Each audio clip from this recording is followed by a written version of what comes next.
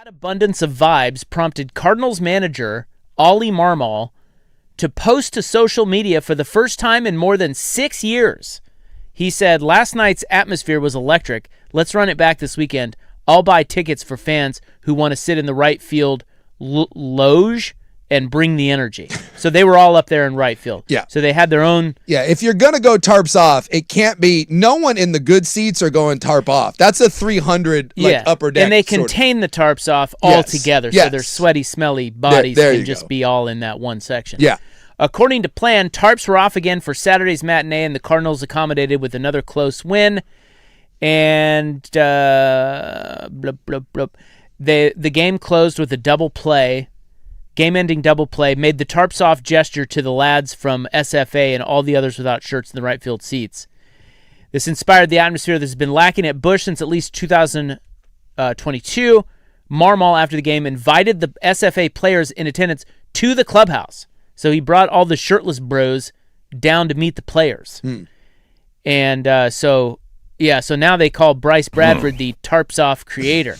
And he got to throw a first pitch. I'm telling you. With his tarp off. No, this started in college football. This whole story is fake news. So now they got a huge ovation from Cardinal fans. They became a thing. Yeah. And that is now spread throughout all of baseball where just bros are showing up to the games. This goes back. And taking their tarps off. This goes back to my Gundy theory of there's a lot of dudes that want to take their shirts off because they think they're awesome, but they need a reason. It's like, I dare you to take my shirt off. And so you're just giving people a reason that already want to take their shirt off. And then you get a bunch of dudes together and the high tea gets going. Yeah, the Rays have done it. The Tigers have a tarps off section. The Mariners have a very strong tarps off section of broskies. Yeah. The Phillies, it's spread. I'm guessing under no circumstances would you go tarps off. Well, there probably would have been a day, but it ain't today. It ain't today. Yeah. Back in Stevie the day. Fire, are you going tarps off at all? No, not even a chance. 0%. 0%. Not even a non-zero. It's a what zero. If we paid you? How much? Sure. I mean, if you're going to pay me, yeah. I'll give you a couple $100. How long do I have to do it for? The game. The whole game? Yeah. Eh. All right, 500. We're getting there. There you go. No, 500. I'm poor, so. That's it, 500. Yeah, there's a number there. Yeah. 500? Yeah, I'd probably do it for 500. I mean, hell, I'd do it for 500. What's the worst thing? I mean, I don't know. I'll just sit there. Celebrate it, man. Take my keys out. Most of the guys there in those, it's not like it's like all Jean-Claude Van Damme and Ryan Gosling there, right? You're celebrating the dad bod everywhere. Yeah. Again, it's the guy that's like, I want to take my shirt off, but I'm a little embarrassed. Oh, everyone's do it now. But it's not that it's just you with your shirt off. You're in a whole section of dudes with their shirts off. Yes. No one's looking at you. Yeah. They're just looking at the totality of skin. You're a tree hiding in the forest. Exactly. Yeah. I'll take 500. Tarps. Let's go. We doing a Tarps episode of Primetime? Let's go, boys. Tarps off. Gear down. All right. Well, there is your opening prattle. Thank you, Brad. You were fascinated by the tarps off, were you? Yeah. It's a thing. I did not know that was a thing in baseball. Yeah. Yeah. Watch it for watch the Mariners guys. They're up in right center. Yeah. I've never tarped. I'll tarp off at a concert sometimes, like in a mosh pit. Sometimes that happens. But yeah, tarps off at a sports game? Nah, I'm good. Do we need a tarps off segment? Name it. Do we need to name a segment? Tarps off. It's possible. You can put that in there. Yeah. We're out of segment. I mean, we got to replace. I don't know if tarps off is worth replacing anything. Okay. I mean, it's not Frank Gay. Yeah, Frank Gay. What a staple. And by the way, we've made it to Frank Gay again today. Here we go. It's really the highlight of my show. It's really good. It's what I look forward to the most. The Frank Gay segment, we have the odds on the Blazers' next coach. Can't wait. Is that good enough for Frank Gay? I just need this. Would Frank Gay be proud of that? I'm not certain.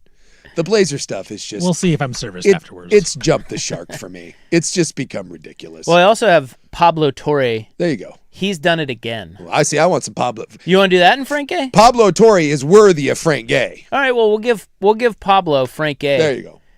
He has done it again. He has exposed someone, and that will be next.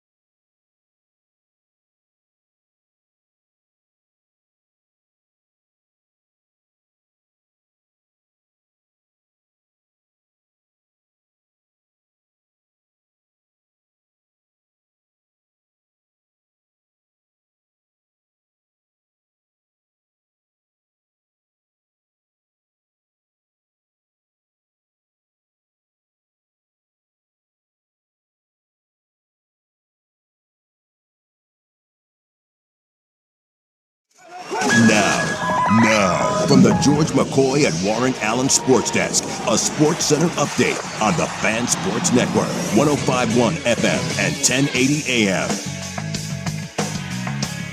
This update brought to you by Big's Chicken. Try their smoked and fried wings tossed with a perfect dry rub and served with a trio of killer sauces. Menus at bigschicken.com. First on the Fan, Spurs Thunder Game 3 is tonight. Right now, Spurs point guard Dylan Harper is a game-time decision with a right adductor injury. Jalen Williams, a game-time decision with a hamstring injury. Spurs are slight 1.5-point favorites at home. And this is the first time in 33 postseason games that the Thunder are underdogs in the postseason. Red Sox shortstop Trevor Story, he is expected to be out several weeks after having sports hernia surgery. Forbes put out their list of highest-paid athletes. Cristiano Ronaldo tops the list at an estimated $300 million over the past 12 months. That's before taxes and agent fees. Round out the top five, Canelo Alvarez, Leo Messi, LeBron James, and Shohei Ohtani. NHL Western Conference Final, Game 2. Vegas is in Denver taking on the Avalanche. Golden Knights up 1-0 in the series. And at the Byron Nelson, Siwoo Kim, he is 12 under par for the day. He's up 6 shots over Scotty Scheffler. Has a chance to get a 58 on the round. He is on hole 18 right now. I'm Stephen Vaughn from the George McCoy at Warren Allen Sports Desk. Don't call your mom. Call George McCoy at warrenallen.com.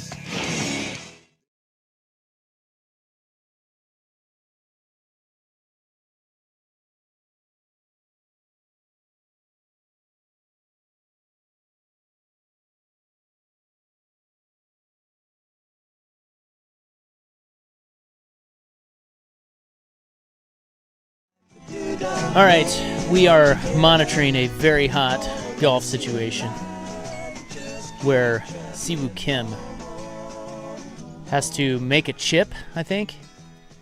He has to hold this? I think he has to hold this to make birdie.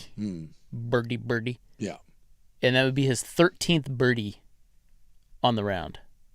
That's ridiculous. So there have been 15 sub-60 rounds in PGA Tour history. Mm-hmm. Of course, Jim Furyk shot a 58, which is just insane. He did not hold it, by the way. No, he's going to have to make that. There's a little left. That's a little meat left on the bone. He's got about 12 feet. Loser. For par. He is a loser. What a choke. One might say a chode. So, he's going to shoot 60 or 61, and he's going to go to bed going, God, that 18th hole. Yeah. Left a little meat on the bone. Siwoo, did we say? Well, if he makes that putt, it's 59, isn't it? I think if he, I've lost count. Rob's not. He's had so many birdies, I don't even. Rob is really dialed in at this point. Well, if he makes the putt, it's for par. Yeah. Right. And I think you're right. It'd be 59. Yeah, if he birdied, he was going to shoot a 58.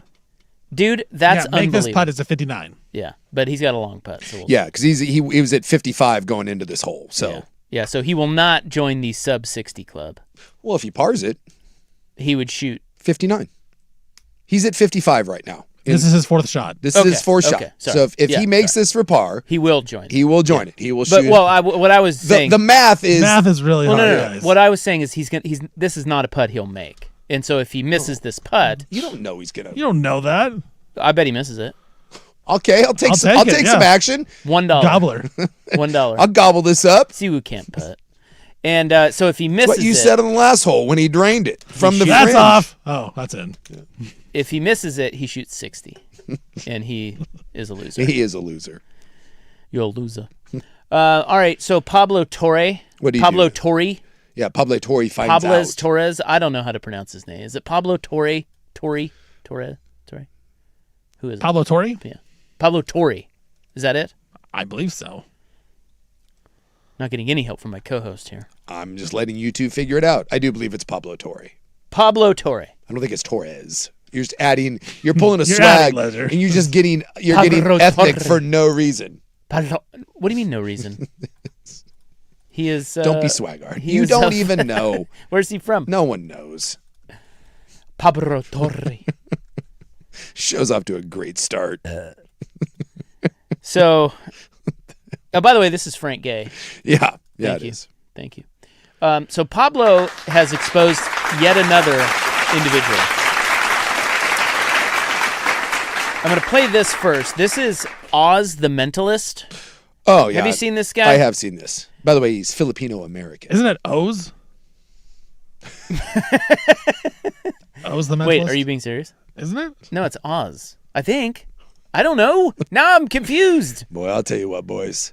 We are on our A game today. Try it again, please. This whole show right now, this show Here's is the putt. It's O's. This Here's is a the- regular is it? Siwoo Kim. I didn't know that. Type, Here's the type. putt. All right, Here it is. He's rolling it. He's missed it. Missed it. What a loser. God, he only shot 60. What a horse's ass. God. And Those guys are total losers. And he cost me $1. Is it really O's? Yeah. I would boo him right now if I was there at the Byron Nelson.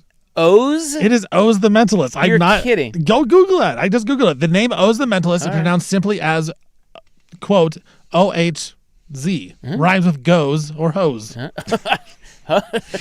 Why'd you have to put that in there? That's what it says. Like a garden hose. Oh, yeah. It's all about those O's, man. Jeez. Okay, Head out of the gutter.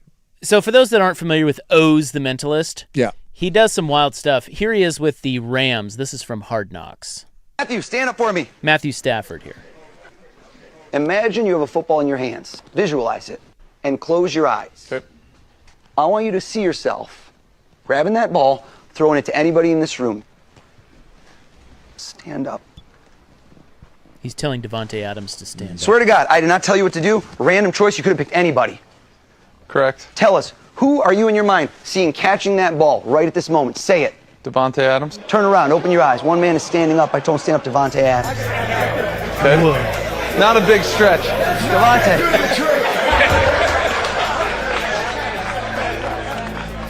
Imagine that we go all the way, playoffs, we win. We're in the Super Bowl. See that happening in your mind? Write down the score on the palm of your other hand, big. Hold it close to your heart when you're done. Matthew, Yes. take this ball. Okay. Look one more time, side to side. That spin. Might as well be saying it to me in my ear. Yeah. Go, what's your play? Throwing it to Kyron. Kyron catches it, now what? He's throwing it back to me. Right? And then I'm throwing it to Kobe Durant. Kyron, and then Kobe Durant. He wrote that down on a poster paper. Yeah, so he's showing them that he knew where he was going. The Broncos, isn't it? It's the Broncos in your mind. Am I right? I knew it was. 23-14. Is that the score? Show me your hand. But wait, Matthew, stop. You could have thrown to anybody in this room. Yes. Kyron, what's your jersey number? 23. Kobe, what's your jersey number? 14. What the hell? Wow.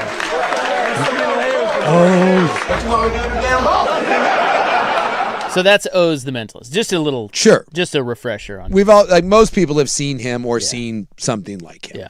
Yes. So Pablo Torre Finds Out. Yeah. Is his show. He took an entire show towards Yes, this. he had Australian magician and skeptic Stevie Baskin on to dissect this guy. His real name is Oz Perlman, and they were dissecting his methods and argue that his act relies less on intuition and more on staged digital manipulation. Okay. So the most damaging example came from Perlman's appearance on Bussin' with the Boys. In the clip, Perlman appeared to read former NFL linebacker Will Compton and identify the player he had in mind. The exchange soon unraveled when Perlman suggested and guessed Bryce Hall instead of Breece Hall, the running back. Played for the Jets last year, Perlman asked before confidently adding, just switch to the Buccaneers. Compton corrected him, Breece Hall, yeah. Meanwhile, another person on set then pointed out he's on the Jets still. That awkward slip became the centerpiece of Pablo Torre's investigation. On Pablo Torre Finds Out, Baskin explained that the trick allegedly depended on a fake Google search page shown to Compton before filming. According to Baskin, Perlman disguised the setup by asking Compton to search for stats on the player he was thinking about. The page looked authentic, but secretly transmitted Compton's keystrokes to Perlman's device in real time. Okay. So he's just doing bits. The beautiful irony that unfolds here, Baskin said, is that the name that Will puts into his Google search, he misspells it. Compton accidentally typed Bryce Hall before correcting it to Brees Hall. Perlman reportedly saw the incorrect entry first and built the performance around the wrong answer. Baskin argued that the mistake exposed the entire mechanism. He said mentalism in terms of body language analysis and nonverbal cues, it's just not real at all. He starts with the answer and then he works backwards. The controversy cuts deeper because Perlman promoted himself as more than a traditional magician. In interviews, TED-style appearances, and his best-selling book, Read Your Mind, he presents his skills as rooted in behavioral science, observation, and psychological insight. Critics argue that framing sleight of hand and tech-assisted tricks as genuine human reading ability crosses a line from entertainment into deception. Okay. Defenders of Perlman say exposing magician methods ruins the fun and threatens an entertainer's career. Well, So which side are you on? Well, because I guess Colin got involved in this too, right? Colin took Torrey Colin Cowherd did a whole thing on this where he was pissed off at Pablo Torrey. Saying that, why calling him out? Yeah, calling him out. Yeah, because you don't well, it's like, I mean, it is, I'm kind of with Pablo Torrey though. It's misleading what he's saying he's doing. Well, but if you just take it as like magic. Well, but that's the thing is, look, if you think this guy is reading your mind, then you're an idiot. Like, I mean, Right. that's the idea of like when Chris Angel or David Blaine levitates, if you think he's levitating, then you're a dumbass. Like, watching, they used to do that where like David Blaine would go into the Cowboys locker room and then like he would scare the Cowboys and they'd run off. You're like, dude, it's a trick. So, I mean, it comes down to, do you think it's phony to expose someone? There's a famous guy, I forget his name, but he offered $1 million to anyone that could prove that mental abilities were real, that magic was real. And he would literally call them on stage. He spent his whole career doing that, like debunking things. So, I mean, Fox got in trouble. Remember when Fox did a whole thing where they did Secrets of Magic Revealed? They did an entire series behind it. That was great. I remember as a kid, I watched all of them. Yeah, and they showed, and magicians got pissed about it. But I guess my thing is, if you like, and I like going to magic shows and mentalists, I think that stuff is cool. Close-up magic. If you don't want to see behind the curtain, don't look. If you don't want to hear what this guy is doing and you just want to believe that he's authentic and have your mind blown, don't listen to Pablo Torre. But someone exposing you for your tricks or exposing what you're doing, they have every right to. I side with Pablo Torre. He has every right to expose someone who's claiming to do one thing and having it be another. Yeah, I think that's my issue is like, it's not, he's saying he's doing something that he's not doing. Yeah. That's the problem. Yeah. You can't be doing that. Just say, hey, no, you don't need to say anything. You don't need to write a book. Just be like David Blaine and not say anything. Just be mysterious. Well, it's the idea that he's trying to make you believe, just like magicians. Magicians are trying to make you believe that is real magic. But with magic, we all know it's fake. But mentalists seem to want to blur that edge where, oh, no, I'm really doing this. In reality, you're doing the same thing the magicians do, and you're just kind of pulling one over on the audience. You are, but you also, not that you can recognize magic tricks like how they're doing them. Yeah.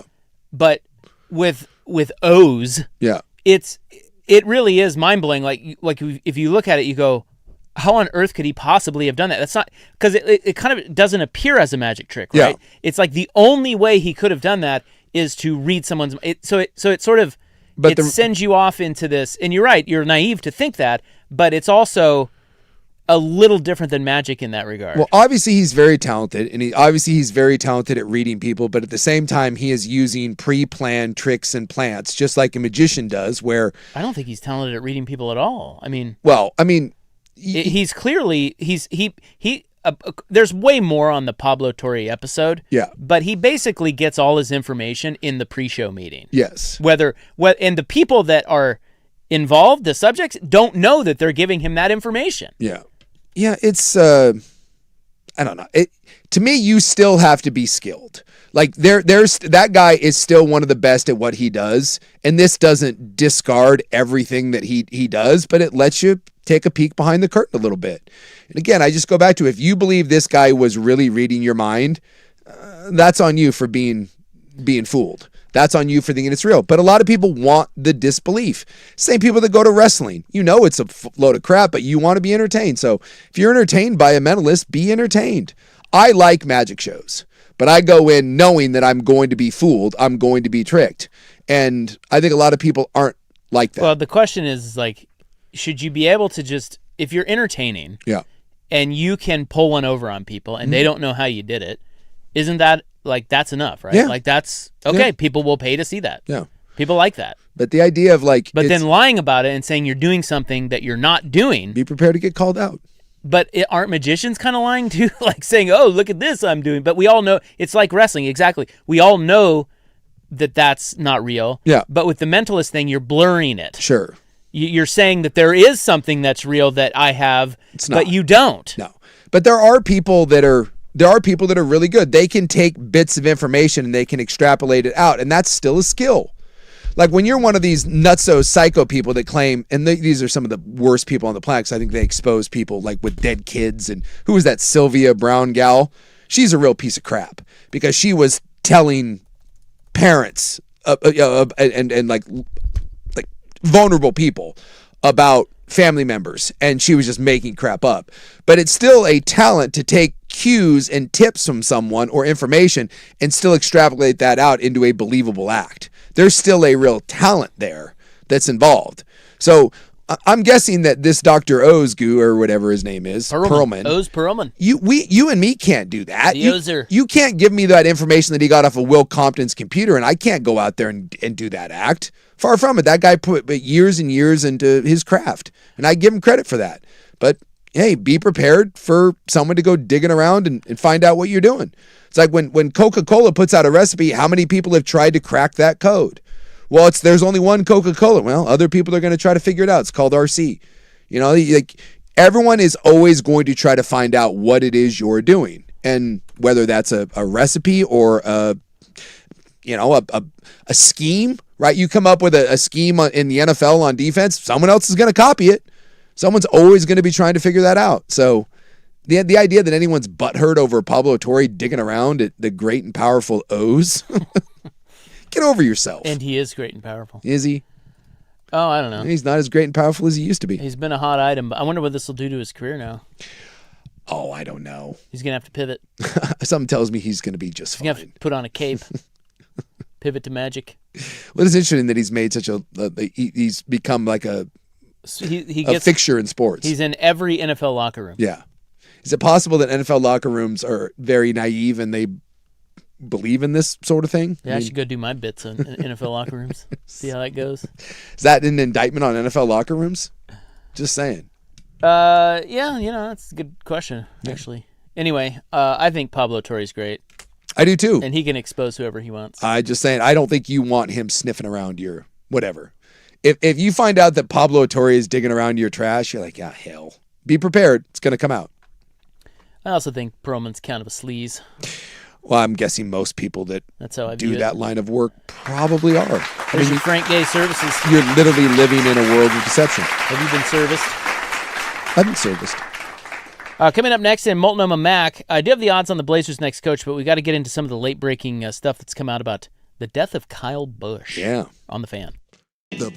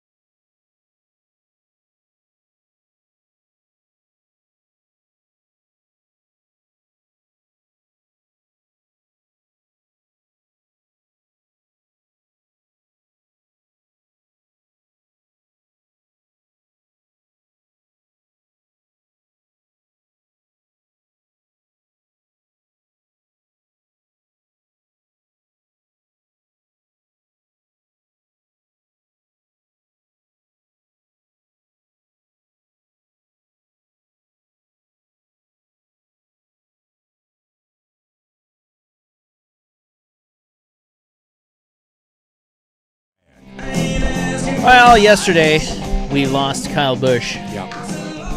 And no, I don't know Kyle Busch, didn't know Kyle Busch, don't follow NASCAR, but very mysterious death, 41 years old. Yeah, seemingly went from fine to asking for a doctor for a shot of something, and then like 48 hours later, dead. He was supposed to race this weekend. Yeah, they're now saying that he experienced shortness of breath, felt he was overheating, and was coughing up blood the day before his death. Yikes. So he died Thursday. No cause of death has been given, though his family said earlier he had been hospitalized with a severe illness 3 days before he was to compete in the Coca-Cola 600. So he was in his home simulator, apparently. Okay. And that's when he started feeling sick and getting overheated and was coughing up blood. There is a 911 call that was obtained from him in the simulator. Sure. And that was it. So we still don't know what the illness was, what caused this. We just know that... No, they don't know. Yeah. They just said that during the emergency call placed late that afternoon from the General Motors training facility, sorry, it wasn't at his house, an unidentified caller calmly told the dispatch, "I've got an individual that's got shortness of breath, very hot, thinks he's going to pass out, and it's producing a little bit of blood, coughing up some blood. He was lying on a bathroom floor inside the complex, and the caller told dispatch he is awake." Huh. Was this a case of something was going wrong and he was trying to like push through it? And because the one I saw was that after the race, he asked, I guess on the headset, he told, "Get the doctor. I want to see the doctor. I need a shot." And they didn't know what that shot was, but I guess during the last race he was feeling something to where he wanted to see a doctor right afterwards. So maybe he was battling something for, a few days, and did it go sepsis? Did he have an infection? I mean, who's to say? Not me. I'm no doctor. No. But the internet has a lot of doctors. Oh, yes, absolutely. They're already well, and the idea, trying to uncover this. Well, I mean, 41-year-old, seemingly healthy, very wealthy guys, athletes don't just drop dead. That's just not something that you expect to see. And when it does, and there's really anytime we don't have an answer for something, what do? We wildly speculate, right? We all want answers. And in a world where the 24-hour news cycle, and this happens at the beginning of everyone throws everything at it, and we don't know anything because it just happened. And so until there's any sort of answer or even clues, it just leaves itself open to the most wild speculation. Well, and it's, when you see a guy seemingly in good shape at the top of his game, only 41 years old, that scares us. Yeah. Because, it could be anybody. Yeah. Exactly.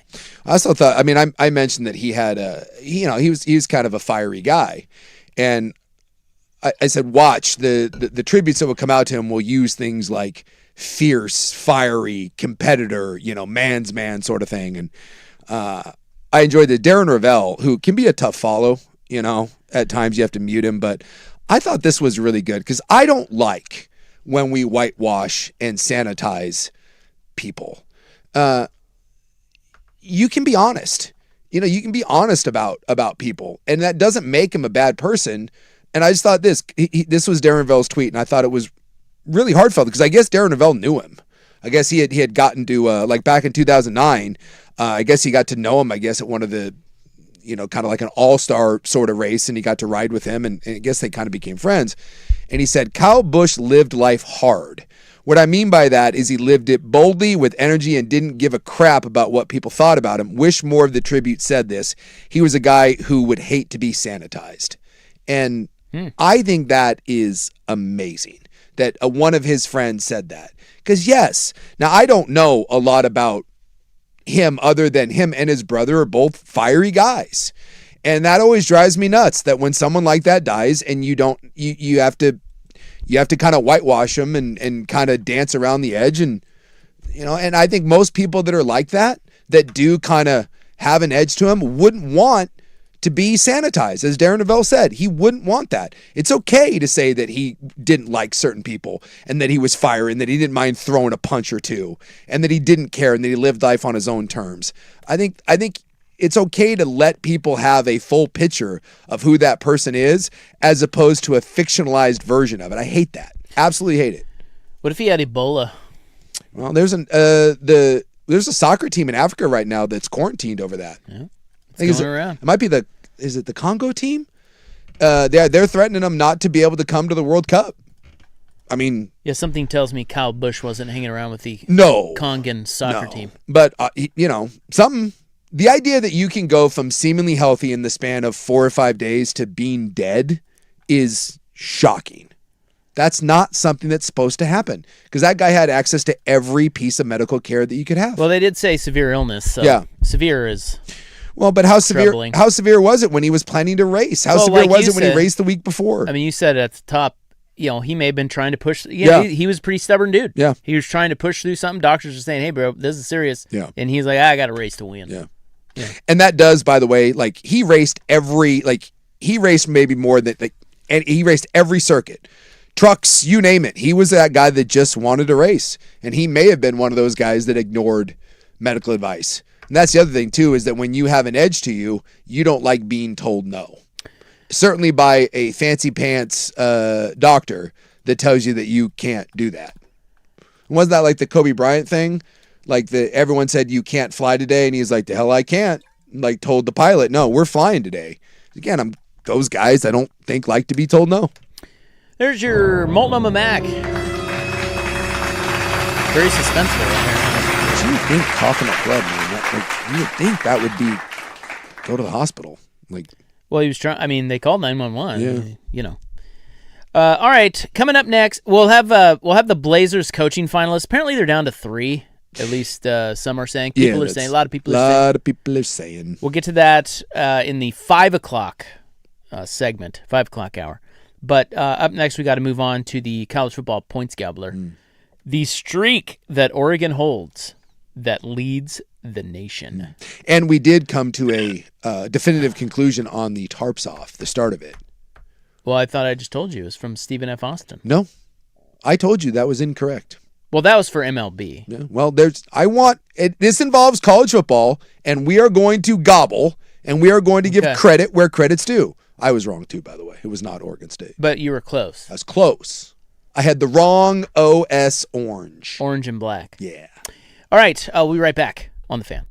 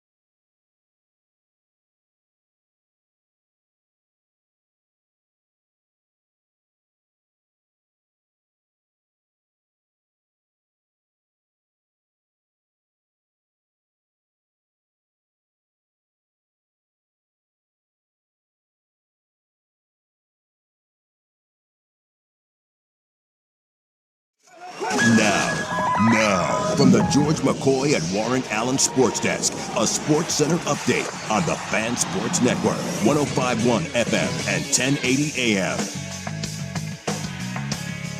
First on the Fan, Spurs Thunder Game 3 tonight in the Western Conference Finals.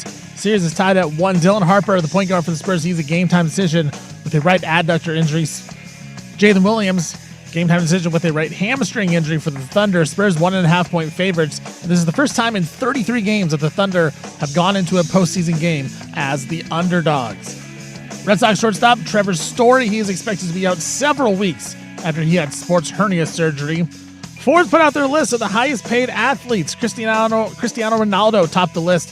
He makes an estimated $300 million this last 12 months before taxes and agent fees. Canelo Alvarez, Leo Messi, LeBron James, Shohei Ohtani all round out the top 5. NHL Western Conference Playoffs Game 2 is tonight down in Denver. Vegas taking on the Avalanche. Golden Knights up 1-0 in that series. The Ducks, they were scheduled to have their Big Ten tournament game today against Washington. Postponed, will be played tomorrow. I'm Stephen Vaughn from the George McCoy at Warren Allen Sports Desk. Don't call your mom. Call George McCoy at warrenallen.com.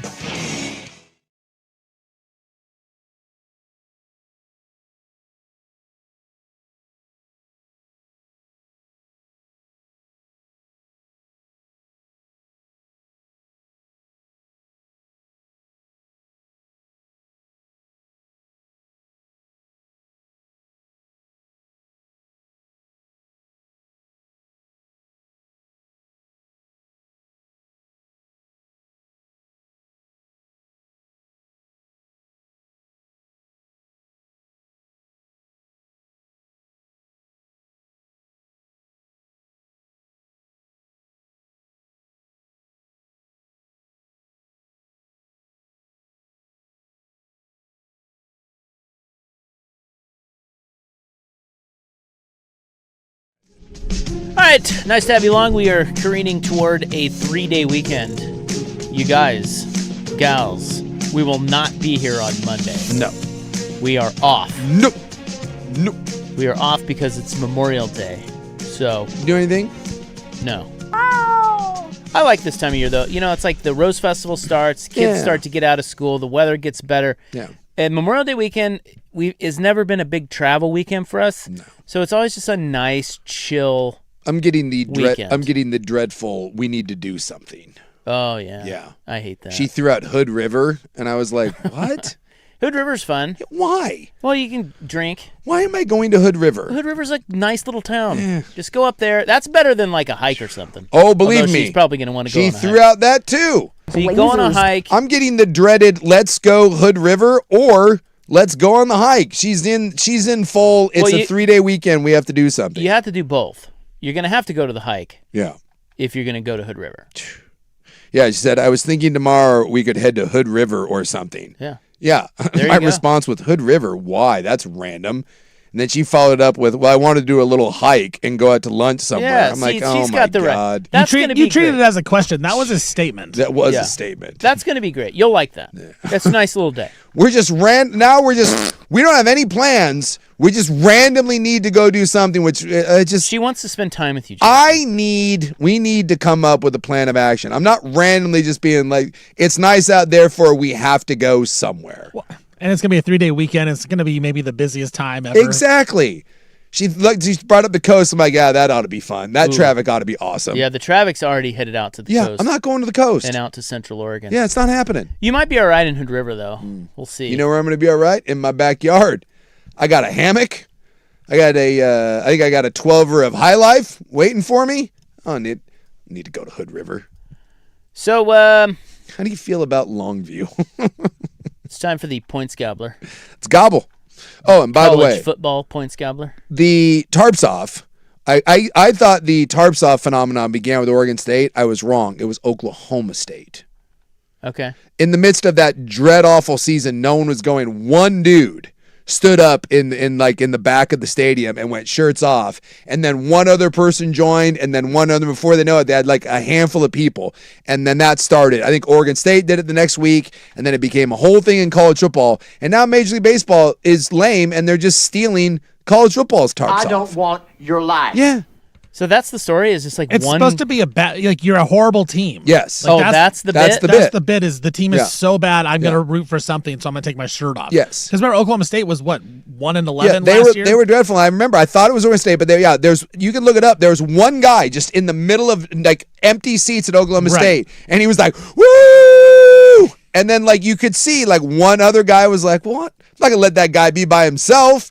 And then before you know it, you got 10 dudes supporting absolute dog crap, but they're waving their shirts. Right. Yes, it's about a bad team. And now Major League Baseball is trying to co-opt it and give credit to Stephen F. Austin. Yeah. Nay. Yeah. Nay. And the Cardinals, I mean, they're not bad. Like it shouldn't be a thing that fans are proud of. Like you do it because your team sucks. Yes. Well, see, the Mariners kind of suck, They do a little bit. and they have it, Yeah. but we don't think they're a bad team. We just think they just have a slow start, right? Yeah. Slow start. They'll be fine. So it's not really for baseball. It's not really a suck. Your team sucks thing. I'm just saying, hey, baseball, you're not doing anything original. All right. It's Otherwise, my Royals, everybody would have their shirt off. dude, the entire Mets and Royals? The Mets need to be naked at some point. They take it a step further and take your pants off. That might be something. You want to get people's attention. Forget tarps off, What is the pants off. yeah, pants off. Tarps off, pants off. Let's go. Now proceed to gobble. So Ed Orgeron is returning to LSU. Yeah. Making the horniest staff ever.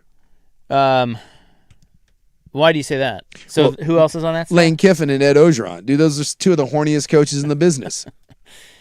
They're always speaking of shirtless, Ed Orgeron, for some reason, dude, that guy never has a shirt on. And I'm glad you didn't have that Ralph Salafusha who never got past number 1. Anyway.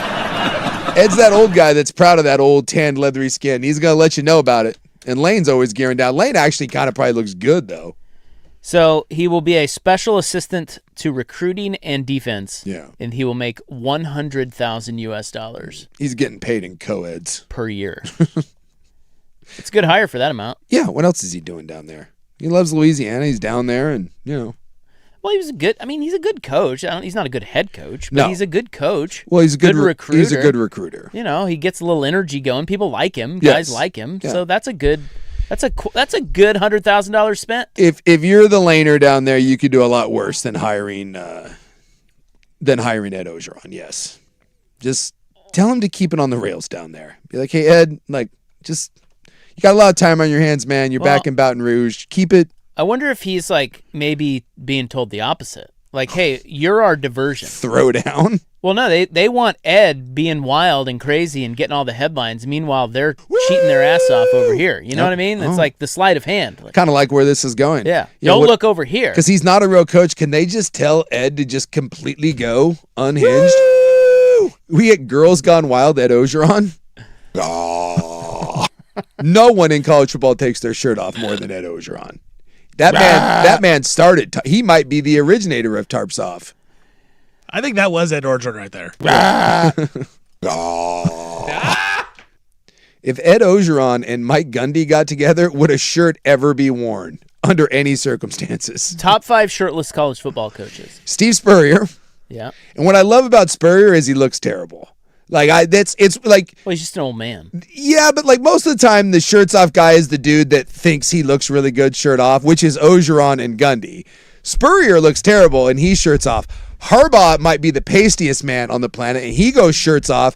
Not only does he go shirt off, he goes shirts off in khakis, which is again phenomenal. So it's you got Gundy, Orgeron, Spurrier, Harbaugh. Whittingham took his shirt off with McAfee last year.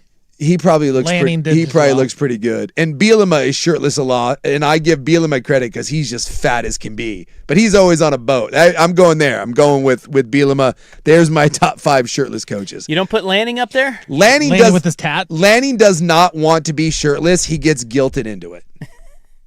Lanning is the guy that wants nothing to do with being. He's the guy that in that recruit video he turned around so that he wouldn't face the camera. Look, Lanning is awesome, but I think Lanning knows that the training regimen is it's not what it used to be. Big fat He does not want to be shirtless, but he's willing to do it if it gets recruits or McAfee. But yeah, he's not he's not looking to take his shirt off. Do you remember Larry Fedora? Yeah, I remember Larry Fedora. That dude was ripped. Yeah. Do you remember that? Yeah, the old North Carolina. Was he North Carolina? Yeah, North Carolina Yeah. coach. There's pictures of him being all. I mean, he looks like a model. He almost looks like fake bod. Oh, yeah. Yeah, good Lord. Well, and you have Kingsbury, too. Yeah. Yeah. Don't forget about You that. forget it. Yeah. See, that guy should be shirtless. Larry Fedora and Kingsbury, like that, those guys definitely should be shirtless at all times. All right, where were we going? Oh, Oregon has a record that leads the nation. They do. It does. Well, if they have a record that leads the nation, wouldn't that any record lead the nation? Because it's a record. Like, is there a record that doesn't lead the nation? That seems a little clunky. That would be weird. Sorry. That would be a record. That If you would- held yeah. a record that didn't hold a record. Hey, guys, I got this a is record. a record, but it does not lead. Yeah, that seems a little. Yeah. Seems a little weird. Just saying. I want to. Maybe that gets revised. So the Oregon Ducks, did you know that they enter this new season with a nation-leading streak? Dan Lanning, 48-8 overall. He is a Fiesta Bowl champion. Mm-hmm. He's the Big Ten Conference champion. Yeah. He's an Orange Bowl champion. Yes. He is 18-2 on the road, which is crazy. Yeah. Well, he hasn't lost many games. Period. Yeah, he's lost 2 road games. The last time he lost a true away game was that Husky game, 36-33 in 2023. Yeah. Which means Oregon is in control of the longest active road winning streak in college football at 12. Oh. Okay. You didn't know that, I did not know that. That's not that many. That's the longest road winning streak, huh? Well, and it's actually, so second is Ohio State at 7. Well, that makes it kind of makes sense. One, you don't go undefeated. I mean, it just doesn't happen. Teams stumble, and most of the time you lose, it's going to be on the road. So, yeah, that would make sense. And Ohio State's last loss would have been Oregon. Well, I would have thought it would have been Indiana. That was in the Big Ten title games. That wouldn't Which? the Ohio State loss to Indiana. That wasn't in the regular season. That was the Big Ten title game. So that wouldn't have counted. Well, that's what Stephen was suggesting. I thought you just said You just said Indiana. you though. said Indiana. Are you okay? Are you having a stroke? No, I need Narcan. Fast. Are you saying Indiana? You thought No, Indiana I would thought have the longest Indiana streak? would have the longest streak. Got you. Yeah. Yeah, me and Steven were both like, you threw me for a loop on that. I was like, what? Got confused. Yeah, because they've won, 24 straight regular season games? I'm trying to think. Yeah, because Indiana's last Or, sorry, no, they lost one that one. to year. Ohio State. Lost to Ohio State. Yeah. Yeah, I'm trying to think that. So, yeah, because they were perfect last year. Perfect last year, and then so that would have one been loss. 6. So they're at 6 road games. They're at 6 road games. They just haven't played that many true. Road games. Yeah, the road schedule's games. so easy. They play Yeah. bad teams at home. Well, and think about it too. The Ohio State loss was at the end of the year. So Yeah, because they were maybe like 10-0 at that point. yeah, so that would have made sense. They probably won 6 or 7 road games, played Ohio State, lost, and then reset it this year and won 6 or 7 road games. And you said what, 7, right? Who? Ohio, or Indiana's at 7? 6. 6. Yeah, that makes sense. Ohio State is at 7. Yeah. Oregon is at 12. Yeah. Where does it end is the question. Well, I mean, you would think that it ends this year. USC. So they play, their first road game is at Oklahoma State. No. Then they play at USC on the 28th, Could. 26th. Yeah, it could. And the other road game at Ohio State, at Michigan State. I'd Well, say they have Illinois, yeah, third. That's not going to happen. then Ohio State, Ohio then State. Michigan State. Ohio State, maybe USC, the only 2. So they have 5 road games this year. The other one that, it'll be weird when it happens. Lanning hasn't lost a bad game yet. It hasn't happened. So that'll be the one where Could you argue that Civil War where Oregon State just Yeah. ran it every like that was was bad. bad. That was bad. But it Because was they the were up big. Yeah, it was the first year. Yeah, you're right. To be fair, He's had one. He's had one. That was an anomaly. That was an anomaly. That was a stinker. And it was the first year, and they were kind of, I don't know. I think that was the purging of the roster. But yes, to be fair, that was a bad loss. I think of him as he has not had a bad loss, and that is incorrect. Idiot. But Yeah. Oregon State, they were ranked in the game. They were ranked 22nd. Were they ranked 20? Yes, that they were year? ranked 22nd going into that game. But I guess maybe it's just because they were up so big. They were up big. Yeah, and and Oregon State didn't pass the entire second half. They just ran they down ran the by ball. 3 scores. But they were ranked. The first time they get clipped by a UCLA or a Northwestern or something, that will be a like, what the hell? I just don't think this is the year. What's the closest? The closest? That Boise State. Oh, the Idaho game and the Boise State game. Idaho and Idaho Boise game was close. Boise was close. The road game against Wisconsin was a little white knuckly. Because Lanning hasn't lost to a non-ranked opponent yet. No. If Oregon State was ranked, Right, they're ranked. every game that he's lost has been against a big time opponent. I mean, and not even like top 20. I mean, his losses Like have top 10, his top tosses. 5, His losses have come against, the Washington went on and played in the national title that year when they lost to him twice. Washington was 7 when they lost to them. Yeah, Indiana, Ohio State. Yeah, they've lost. Even Georgia that first Right. year, they've lost to the big boys. But yeah, they've had some close calls. The Wisconsin, remember in that cold, nasty game, that one was close. Iowa was close. So they've played some close games, but they have not. They've been upset proof. So I guess I just give them the benefit of the doubt to where if they're going to lose, USC and Ohio State, those are tough games. I don't think the USC game is a coin flip. I need to see what USC is bringing to the table because I think Oregon's really good. But at Ohio State, November 7th, yeah, it's a coin flip game. But they've proven that they can beat Ohio State. And I need to see what Ohio State brings back on the defensive side of the ball. I'm sure it's going to be loaded because it's Ohio State. But Ohio State offensively should be really, really good. Bring back Bo Jackson in the backfield. Best receiver in football. Julian Sain should continue to get better. Last year he wasn't great, but he wasn't terrible. You would think he makes a jump. But that's a lot of defensive guys that you have to replace. Whereas when I look at Oregon has less question marks, believe it or not, about this team than Ohio State does. So I'd say that's a coin flip game. And until USC proves otherwise, when's the last time USC gave Oregon, when's the last time USC beat Oregon? Oregon under Dan Lanning, losses. Mm-hmm. They've lost to number 3 Georgia, Yeah. number 25 Washington by 3, Yeah. and number 21 Oregon by 4. They've lost to number 7 Washington by 3, number 3 Washington by 3, number 8 Ohio State by 20, number 7 Indiana by 10, and number 1 Indiana by 34. Yeah. So there's bad And that's it. There's bad losses from a score standpoint, but there's not bad losses. Period. They actually, he's only lost to 2 teams outside of the top 10. Yeah.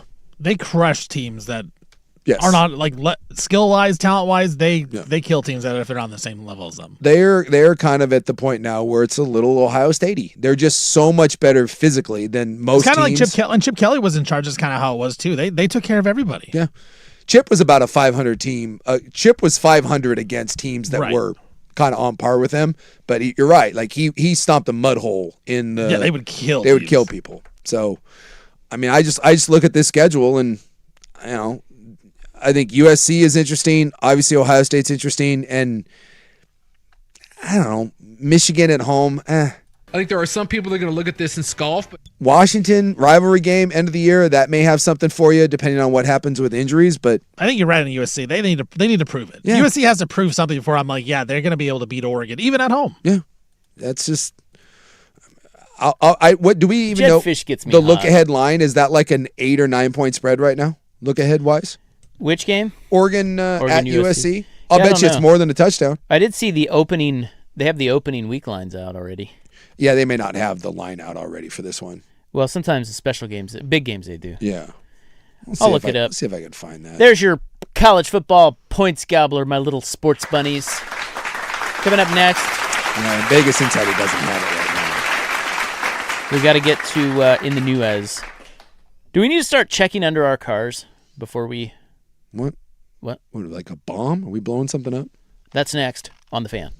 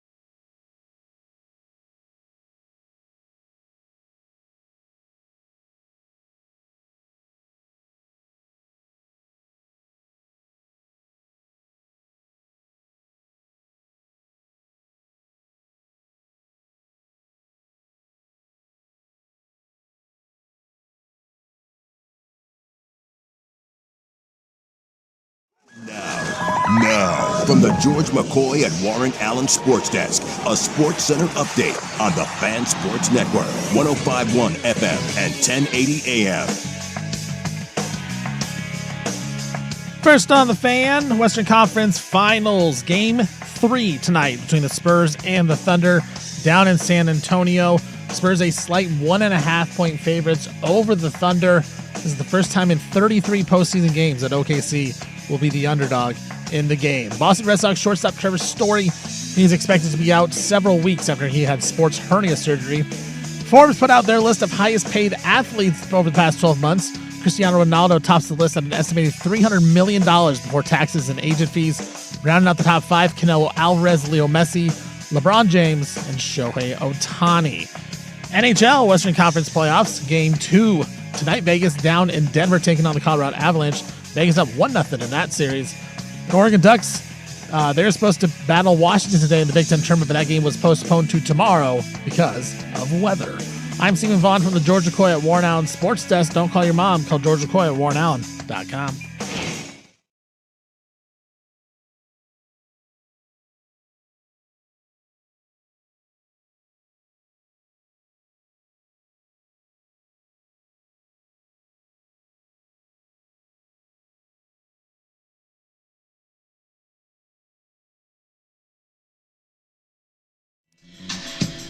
All right, welcome back. Cool day. Indeed it is. It is May 22, 2026. It is time now for In the News. I'm your noted newsman. Hello, thank you. Please be seated. All rise. No, please be seated. It's an honor. Well, it's an honor to be here in the, in the newsroom here. I mean, just to see you. Yeah. Disseminating news to the people. You get a front row seat every day. I tell people all the time. It's like watching an artist. Yep. Like watching Michelangelo paint a ceiling. I'm like Siwoo Kim.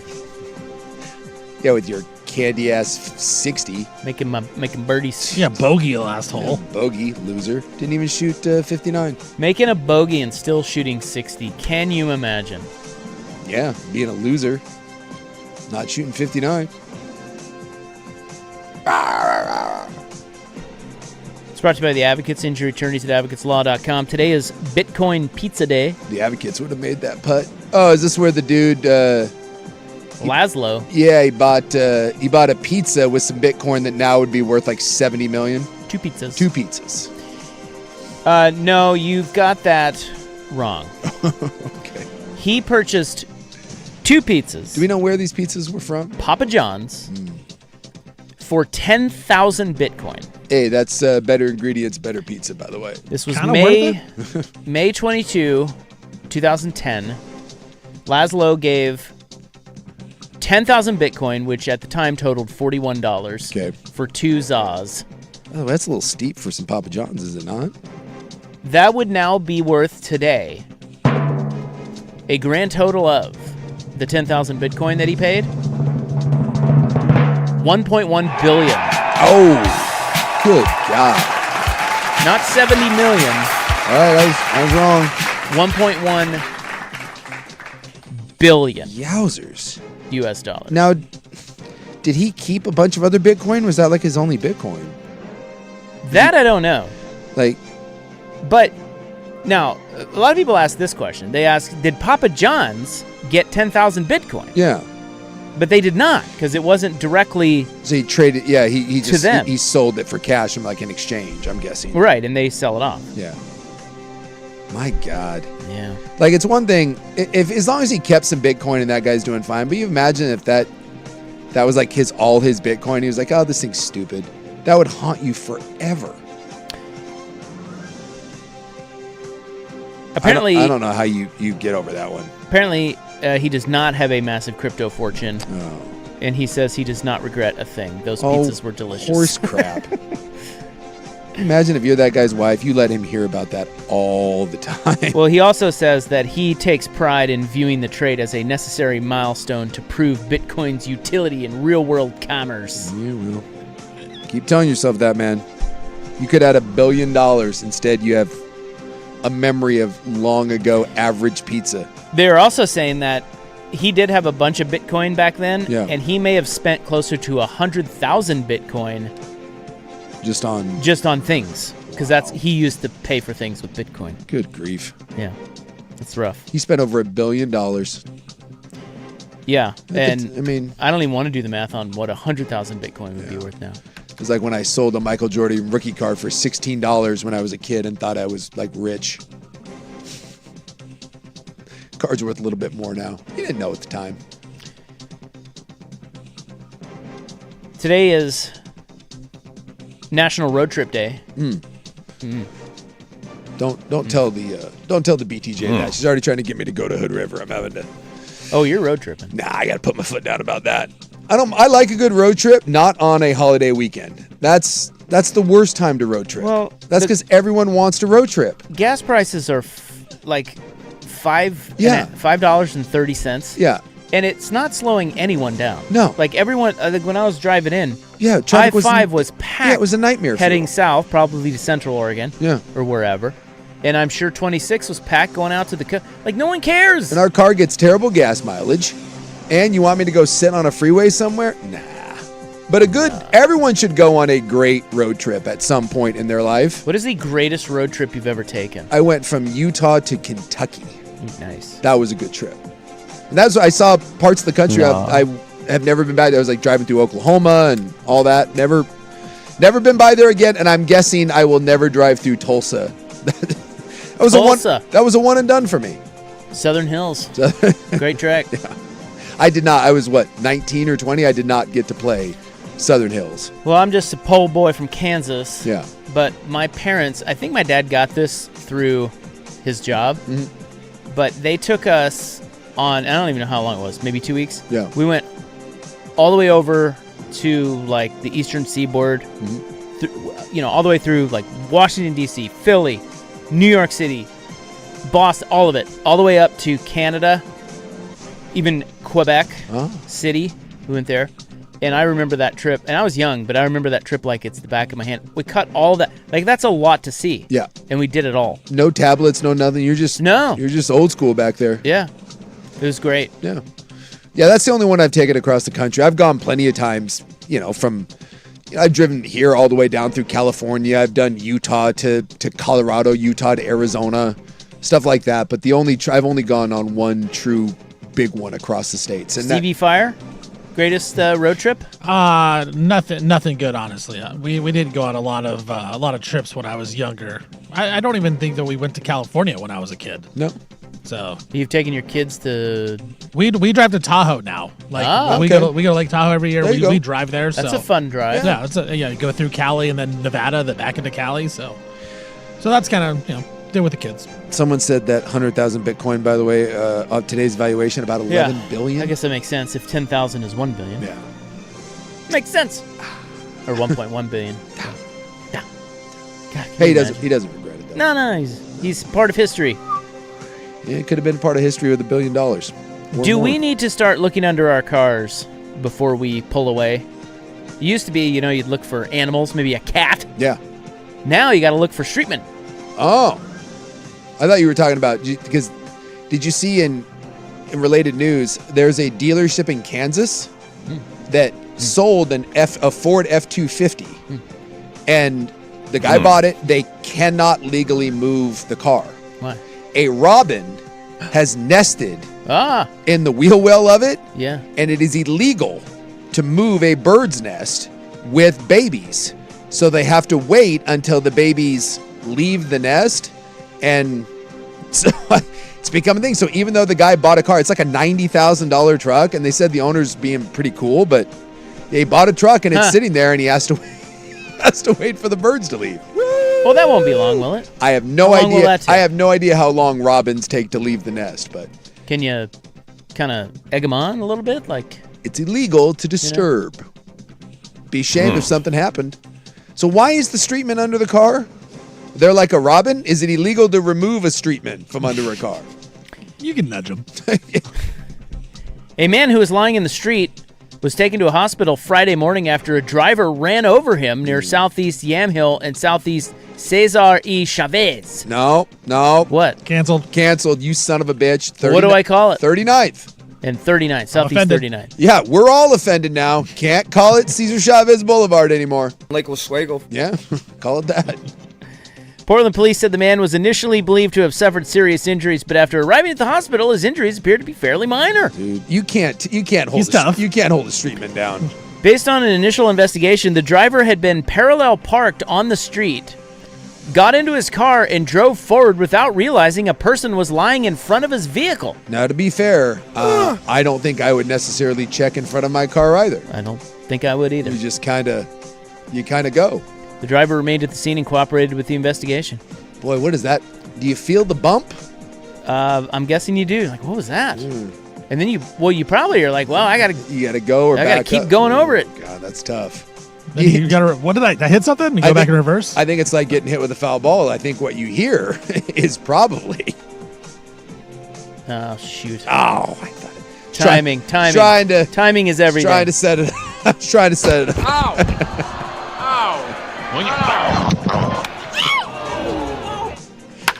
So now we have to be careful. You gotta look out for little birds, and now streetmen. You never know. And look, I'm not here to tell the streetmen where to lay. You go do you, but I'm guessing under the tires of a car, that's not the best place. Well, something tells me that's not where he lay. It's where he fell. Oh. Yeah. Or yeah, passed out. Sure.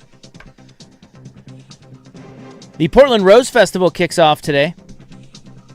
Oh yeah. Well, are we doing the combined though? We only have one parade this year, right? That is correct. Yeah. Major changes this year, guys. The Grand Floral Parade and the Starlight Parade will merge into one celebration. Yes. America, woo! Traditionally, two separate parades. Mm-hmm. When is the parade? Because it's not today, nor this weekend. We do have the Junior Parade. Oh. That will be Saturday, May 30th at noon. And the Grand Floral Starlight Parade, which is what they're calling it now. Yes. Combining. Will be Saturday, June 6th, beginning at 6:30 p.m. There was some talk of getting us on a float, but I think those talks have died. The Rose is awesome. I have not heard a peep. Plus, you seemed very excited about it. Yeah. Let's meet there, and you can be surprised when I don't show up. So disappointed. Look at you having no pride in your city. I have great pride, but I don't need to be on a float. Not enough to be on a float, you don't. So do you know who the Grand Marshal of the Grand Floral Starlight Parade is this year? Should be me. Get me up there in some chaps. Give me a scepter. Wait, it's a different kind of parade. Who's the Grand Marshal? Diego Chara of the Portland Timbers. Yeah, he's better than me. Yeah, way better. He's beloved. We also have a fireworks show Saturday, May 30th at Waterfront Park. I was kind of hoping maybe it was one of our Portland Fire. And as you know, the fleets are coming in. Yes. So you can do it with some Navy men. Yeah, careful out there. The Navy men come in, and also the professionals from the other cities come in as well. It brings in the ladies of the evening. So you know you can get on the ships, right? Like you can go tour the ships. Oh, you can? Did you know that? I didn't. Yeah. Yeah, they're open to the public. You shouldn't. Because the Navy men are all out doing it. Yeah. So they're just like, so whatever. I can just rummage through like a destroyer? Yeah, I don't think that's... They're open to the public. First come, first serve. What if the streetmen decide to take over one of the ships? The ships. Well, something tells me the Navy is pretty well equipped to remove them, but maybe not. I didn't know. I didn't know you could tour those. Yeah, you can meet the sailors. Okay. Ooh. Huh? Is that what this is all about? Is this just one big Tinder? Like the sailors just kind of like you parade through and you're like and you head to the poop deck? Because you have to do the work before, right? You got to do the homework before, and you get everything set up, and then it's easier. I kind of like where this is going. I kind of want to like get a little sailor hat and then go parade myself on there. Get a little like half shirt. Be like, what's up, sailor? How many people do you think pretend to be sailors over the next week to try to get? I'm guessing the stolen valor is probably through the roof at that point, right? I mean, I got a couple Navy shirts. My dad was in the Navy. I'll throw one of those on, just kind of wander around downtown. Juiced up. Aren't you a little old to be in the Navy? Don't worry about it. Worry about honey. Former Navy. Yeah, I'm a I'm captain. just that good. They kept me around. I'm like Maverick. I can't retire. So good. No one drives the boat better than me. What do you do? I drive the boat. Which boat? I drive the boat. The big one. The big one, baby. Hey, coming up next, you're going to love this one. Yeah. How much... Okay, no. Does Oregon have more McDonald's or illicit massage businesses? Oh, yeah. We got a lot of those. In the state. Oh. No, we got a lot of McDonald's. Yeah. In the state, though? In the state of Oregon. What do you think? Well, I'll tell you what. I drove down 82nd. I got 2 McDonald's, and I think there's about 12 massage parlors. It's interesting. I might go parlors. Okay. A provocative expose is next.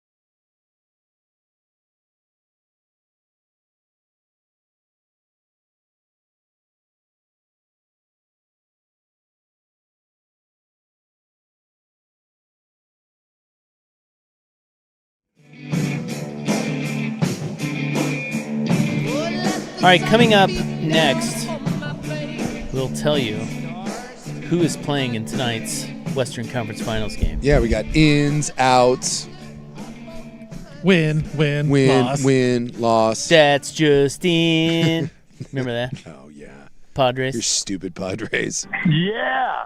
Didn't we all know they were going to not win the World Series after they came out? 100%. Those middle-aged white dads in their cargo shorts destroyed any chance they had by coming up with a video call. That's what's in. I'll never forget. I was on the Padres. I had some Padre features, and I saw that, and I thought, it's over. There they go. Rip up the ticket. It's over. It's like when Grandma joined Facebook. You're like, it's done.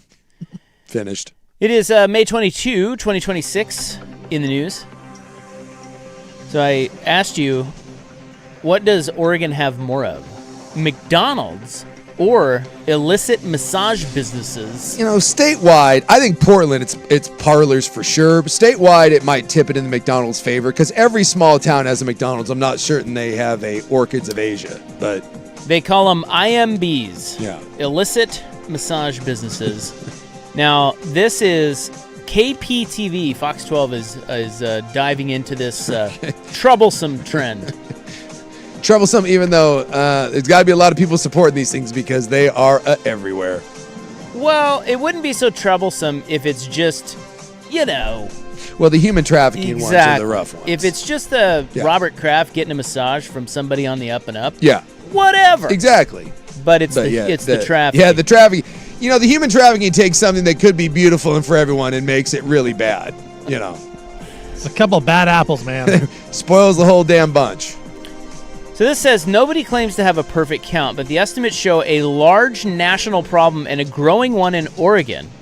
Updated data from the anti-trafficking organization called The Network, based on information it says was collected in November of 2024 from explicit sex buyer review websites, puts the national count at more than 15,000 illicit massage businesses.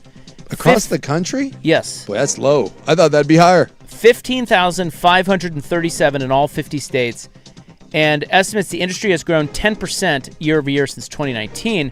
Another major anti-trafficking group, Polaris, has estimated there are 7,500 to 9,000 illicit massage businesses operating in the United States. In Oregon, the Oregon Board of Massage Therapists has cited a sharp increase. In a 2025 letter to lawmakers, the board's executive director estimated the state had about 301 IMBs in 2025. That is up 63% from 2019, and that is nearly twice as many IMBs as there are McDonald's restaurants in the state of Oregon. How about that? Double. IMBs, double. I'm telling you, man. I always think it's cute when someone doesn't realize that, like, what these things are, and you're like, "Are you serious?" Like, someone would be like, "What? Hey, I booked us a spa day. You want to go to the happy ending?" I'll bet you, as I've mentioned, that the corner of Division in 205, there's always stuff going down there. That's where I pull off every day when I go work out. I think there's 3. It's probably a mile off the 205 to get to the gym, and I think there's 3 of those in that mile stretch, and that's not even 82nd. I think 82nd is made up entirely of weed and vape shops and massage parlors. Do you know what I think these things are, why they... I think that people have a real fear of going into these. Most people have a real fear of going into these places. Yeah. As you probably should. Well, that's why I think they are growing. It's like, we all know kind of what's happening. Yeah. But we don't want to touch it with a 10-foot pole. So we see it and we're like, "Oh, come on, that's." But we'll never ever step foot in there or call anyone or talk to anyone about it. It's like this thing that exists. We play a real game of don't ask, don't tell. I mean, who could possibly go in there, dude? Why are they on every corner? I don't know. And it always seems like the ones on 82nd have the parking in the back too. Yeah. There's one. Like, it's never the street park. It's always like, hey, parking lot in the back. The same the one lady trims my beard. I go maybe once every couple weeks, right? That's what they call it, beard trimming. Whoa, hey! Is that a new business model? Shout out Gene. We love Gene. And from Gene's chair, we have a great view of the parking lot. And right kitty corner to where I get my beard trimmed is one of these places. And there is nothing better than like at 11 a.m. watching the guy casually go into one, because no one will park and just go in. He kind of parks and he gets out and does some look arounds, and there's a State Farm insurance agency right there. So he's got to go. He's like, am I going into the State Farm? No, I'm. His hood over his face a little bit. And he does it, and we laugh. We see the same people. Like, it takes them about 2.5 minutes to build up the courage, and then finally they go in there, and we are just like, there you go, buddy. It just. What would you think if someone just owned it? They just, puff their chest out. They're like walking around, hey, what's up? Going in. You do see it every now and then, and it's a power move. Once in a while, we see a guy park right in front and just power walk in, but it's usually you park next to the bar, you kind of prattle around the bar a little bit, head over to the insurance agency, maybe make another lap, make sure everything's on the up and up, and then I love the guy that goes in like backwards. He like kind of opens the door and then just slips. Well, no one can see you. I remember I gave an Uber ride once to one of the ladies from that spot. She must have come off a double shift or something, but she was super nice, I remember. She was super into soup, I remember. What? Yeah, she makes like soup. Yeah. Just know I would chat it up with all these Uber riders, bro. The sign out in front says $20 and up. Just let you know. You know what I'm going to wear when I go into one next? I'm going to wear a Souk jersey. Big Souk. I don't think those 1051 The Fan jersey. I don't think those exist. Advertising. Yeah. So the Multnomah County Senior Deputy District Attorney, who runs his office's human trafficking team, said he has seen similar numbers. He says there's roughly 300 in Oregon. I think about 40 to 50% of them are in the Portland metro area. Well, also in the Woodburn. Remember when the 2 city councilmen? Yeah. They thought they didn't know the sort of parlor that they were going into. The one guy went in at like 10:30. He's like, my back was sore at 10:30. And it was like an old Long John Silver's. He just went in there. And the other guy, he waited until the lady would finish her business and then was like, I'm offended. This is ridiculous. Only to find out there was a police sting there. Yeah, 2 city councilmen. So take the trafficking part out of it. Yeah. Because you don't know which ones. I mean, it's sad, but you don't know. You don't know. So how, as a consumer of said product, if you are one, what is your, do you just assume you won't get in trouble? Like, how do you vet that? Do you vet it? Do you just hope? I think you hope and pray, right? So you're Robert Kraft, you go into Orchids of Nakeds? Orchids of Asia. Yeah. And you go in there and you let her rip. You just hope that the people that are doing things to you are not trafficked. I think that's all you can do. What do you go in and looks Can I good. see your... Looks on the up and up. Seems fine. Well, what do you do? I don't know. I don't know how to. You go in and immediately I got a bad feeling about. I don't know, dude. It's like if you go into someplace to buy cocaine. I don't know. I don't like the look of this drug dealer. Oh, look. At some point, once you make the decision to go in, you're in. You're in for a penny. You're in for a pound. You let her rip. Yeah, but at least with cocaine, I know I'm coming out of there with cocaine. I mean, it's all illegal. I don't think you go in there. I think you know what you're coming out with, and that's a massage. I guess it's illegal to get a, special massage. I mean, look, like the difference. Okay, so if I walk into one of these places, the difference between me getting a little special massage and me getting a special massage from someone who is being trafficked, that is a chasm that I am not willing to risk. Do people just clearly risk that? People clearly do. They just don't care? Rob, there's 15,000 of them. I know. I'm just saying, they don't care about that? Apparently not. Is this what's holding the...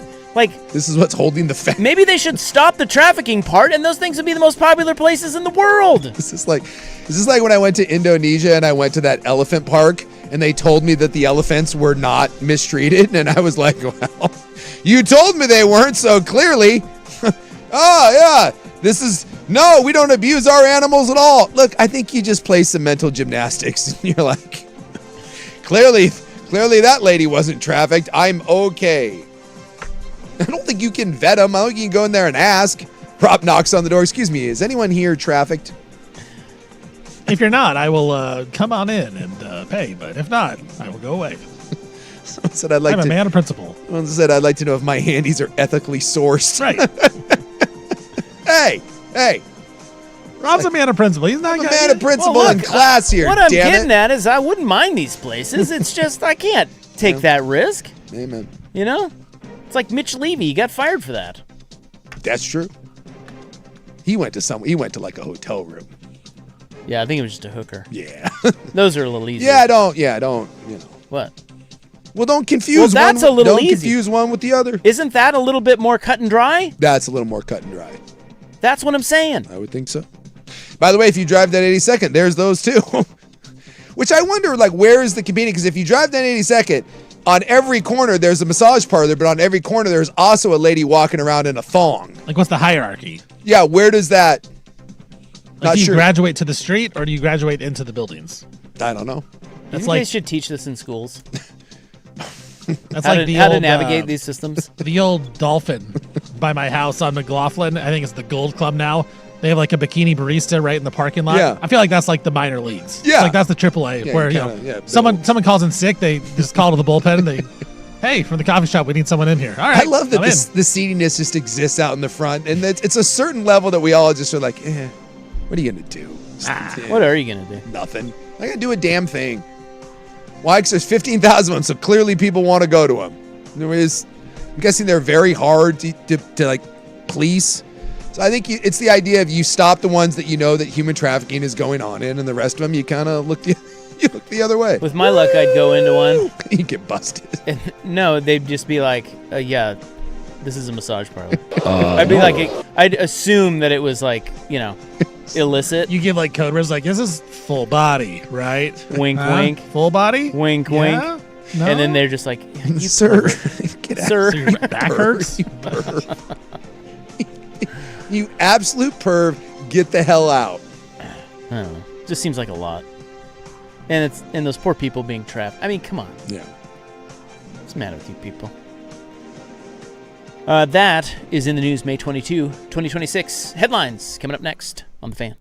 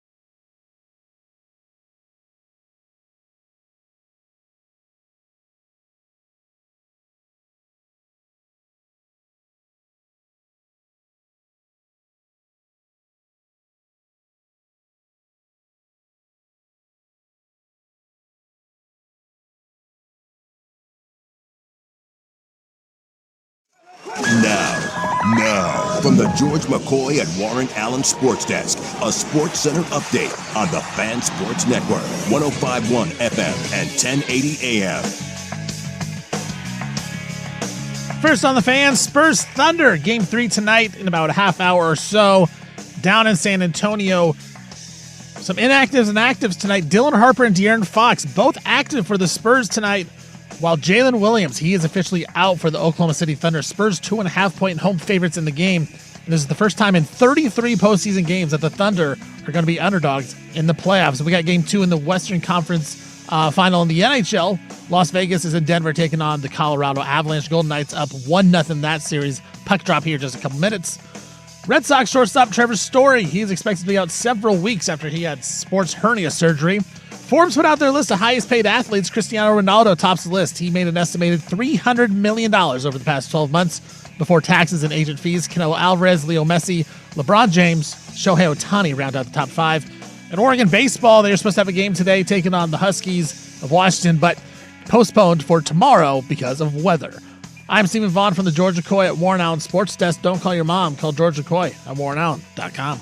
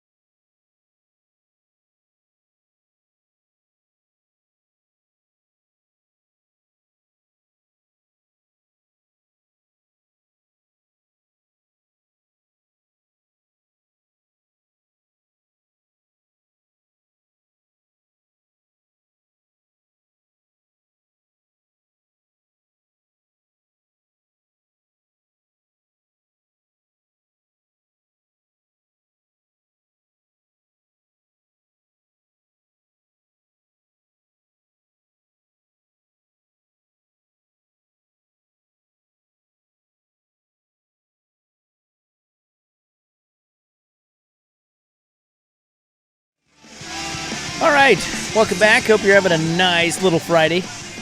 We are your sportsmen. My name is Isaac. Hello. Big Sook's right over there. Oh, dude. And you got Stevie Fire over there. Did you see Caitlin Clark?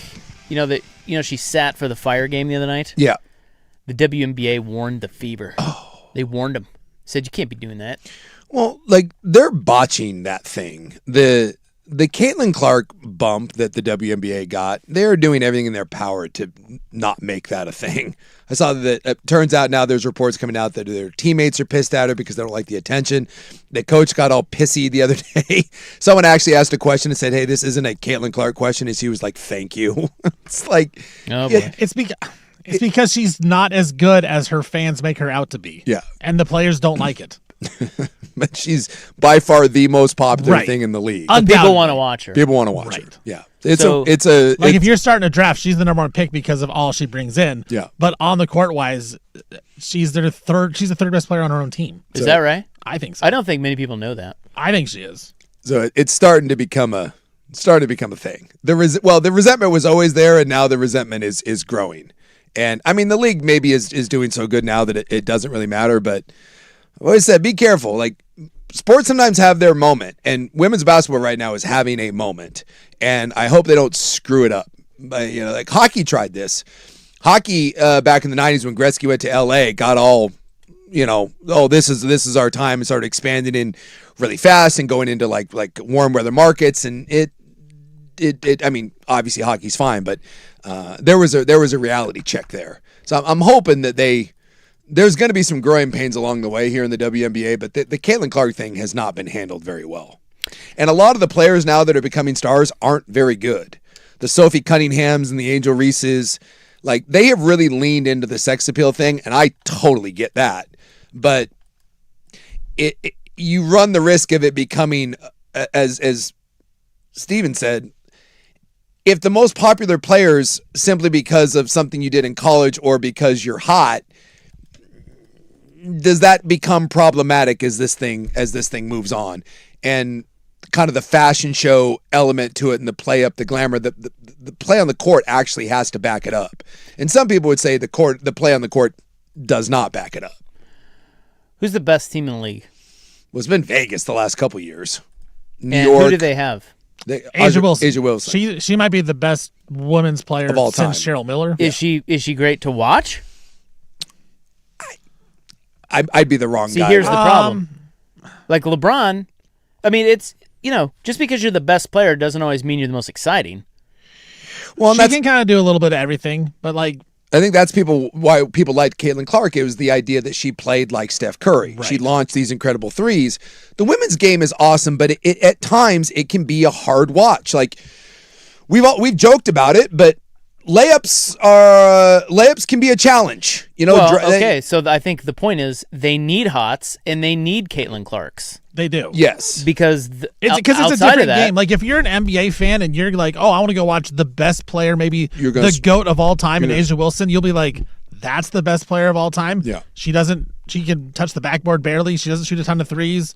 But like it's just a different game than the NBA. Yes. Yeah, so they need... And so, like Suk said, Caitlin Clark plays Steph Curry light, where she'll shoot 30-footers. Yeah. Doesn't make them, but she shoots them, and it's like, oh, wow, I've seen this before. But, like, Angel Reese and Caitlin Clark came in the league, and they were kind of billed as the great rivalry. And Angel Reese has already been traded, and she's shooting, like, 20% from the floor and literally can't shoot at all. Like, it's terrible. Caitlin Clark came in. There was some resentment there from some of the players, and was the race thing a factor? But she moves tickets like no one else, but all of a sudden she's hurt and there's load management. And now it's the idea like Paige Beckers has already come in and it's better. And some people are already saying she's not even the best player on her team. And so you're kind of starting to see some of the growing pains. And a lot of the coverage of the WNBA is now about the pregame stuff and the fashion and kind of making stars. And I know that was Wilson always kind of had some problems with that. She felt that she's so much better than the rest of them, but wasn't getting the shoe deal and wasn't getting that because she, didn't play into that. So now you get into do you have to, in order to really become a star, do you have to play that game?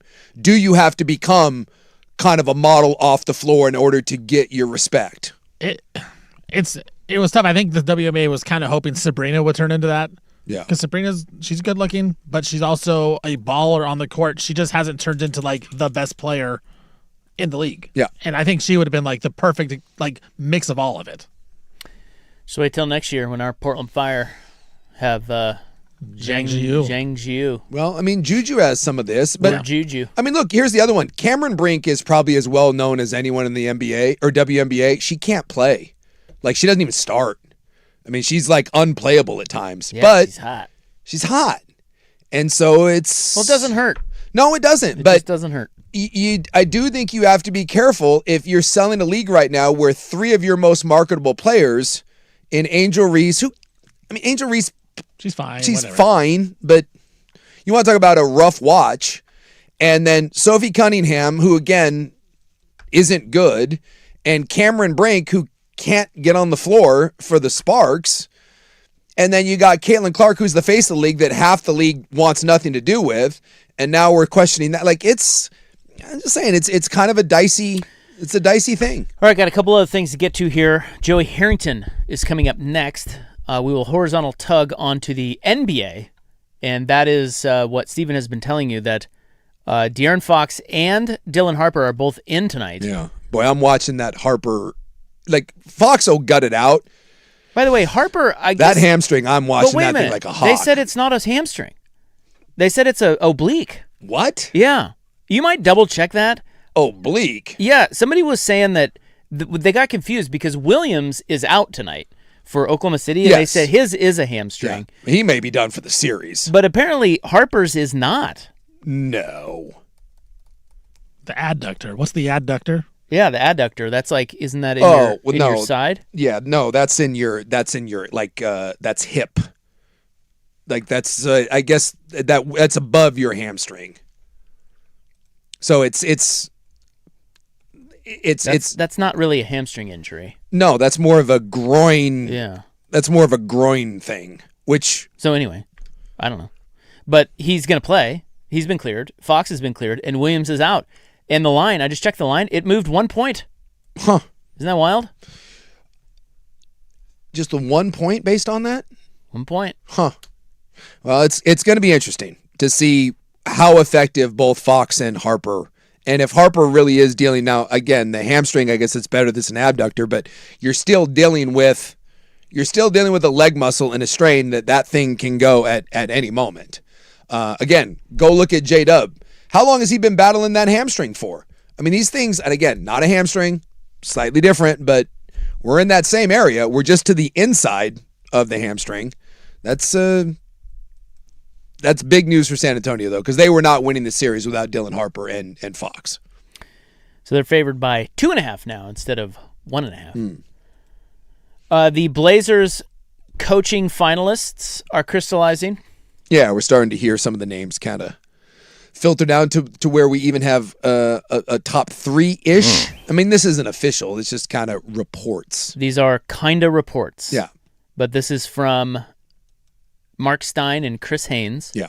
And they are saying that the 3 finalists for the Blazers coaching position are Jeff Van Gundy, Clippers lead assistant, Tiago Splitter. You ever heard of him? He's back.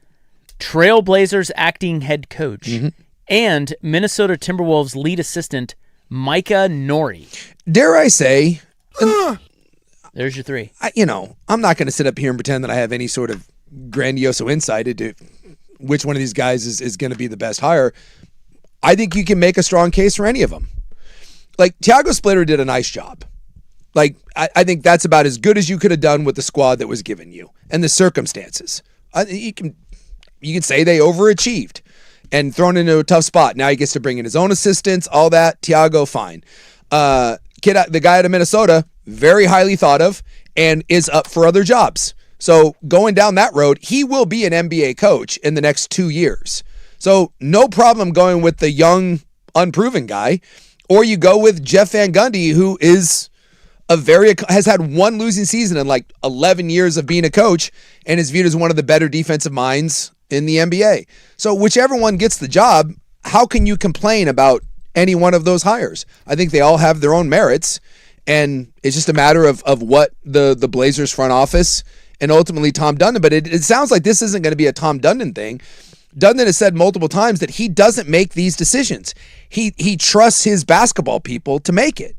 So Dundon he says he pushed back and want to make sure that everyone's, on the same page. But this sounds more like a Joe Cronin decision than it does a Tom Dundon. Blazers also reached out to former NBA head coaches Tom Thibodeau, Michael Malone. Both declined. Terry Stotts nowhere to be found, even though he has said he wants the job. So that doesn't sound like they're that interested in the Terror Bear. I do love, too, that 2 local reporters were pushing the narrative that they said the Van Gundy thing could just be a smokescreen PR move so that Dundon doesn't appear cheap. That's how bad some of the reporting has been on that front. It's embarrassing. They also expressed interest in Nets lead assistant and former Blazers assistant Steve Hetzel, Lakers assistant Greg St. John, and Rockets assistant Royal Ivey. They've also talked to multiple college coaches, including St. Louis head coach Josh Schertz and Iowa head coach Ben McCollum. So it sounds like they've cast a very, very wide net. Although I was told that no one would want this job because everyone hates Tom Dundon. Sure seems that there's a lot of coaches that indeed want this job. They also conducted interviews with Rockets assistant Ben Sullivan and Nuggets lead assistant Jared Dudley. Ben Sullivan, Lake Oswego High School, by the way. No. Also, I think remember when they hired Joe Cronin, they didn't do any interviews. They just gave him the job. People are acting like the Blazers interviewing a lot of people is a bad move. Isn't that the good move to put a big net out there and try to find out, this guy's good at an interview? The Chauncey Billups hire was absolutely that was the worst kept secret in the world. Everyone knew Chauncey was getting the job. Yeah, it was a total snow job, and it was just given because of relationships. And the Joe Cronin one, they put no effort. They just were like, all right. They literally interviewed 0 people. Yeah. But there's reporters acting like it's a bad thing that they're interviewing guys. It's crazy. I don't understand. Exactly. You had a new owner come in and know nothing about his coach, and so he talked to a lot of people and tried to get as many candidates as possible to kind of feel out what to do. That actually seems, again, like a very prudent thing to do. And yet we've turned this into a negative thing. Honestly, guys, I'm just tired. Yeah, I'm tired. I think it's embarrassing. Worn and I'm out. with you. I'm tired. It's over. Just hire someone already and move on. And whoever it is, I don't know how you're going to be critical of it. I really don't. It just seems so obvious to me. Even the reports at one point, what they were the $1 million. Oh, it had to be $1 million or under.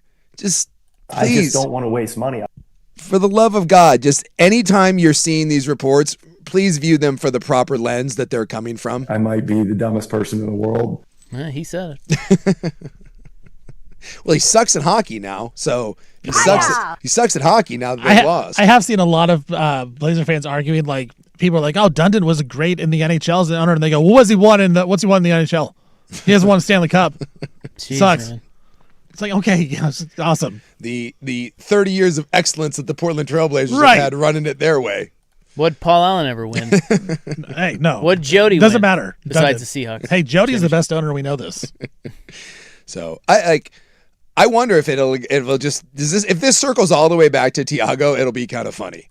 With all the crap that was out there, we just ultimately land on, you know what, Tiago, it's yours.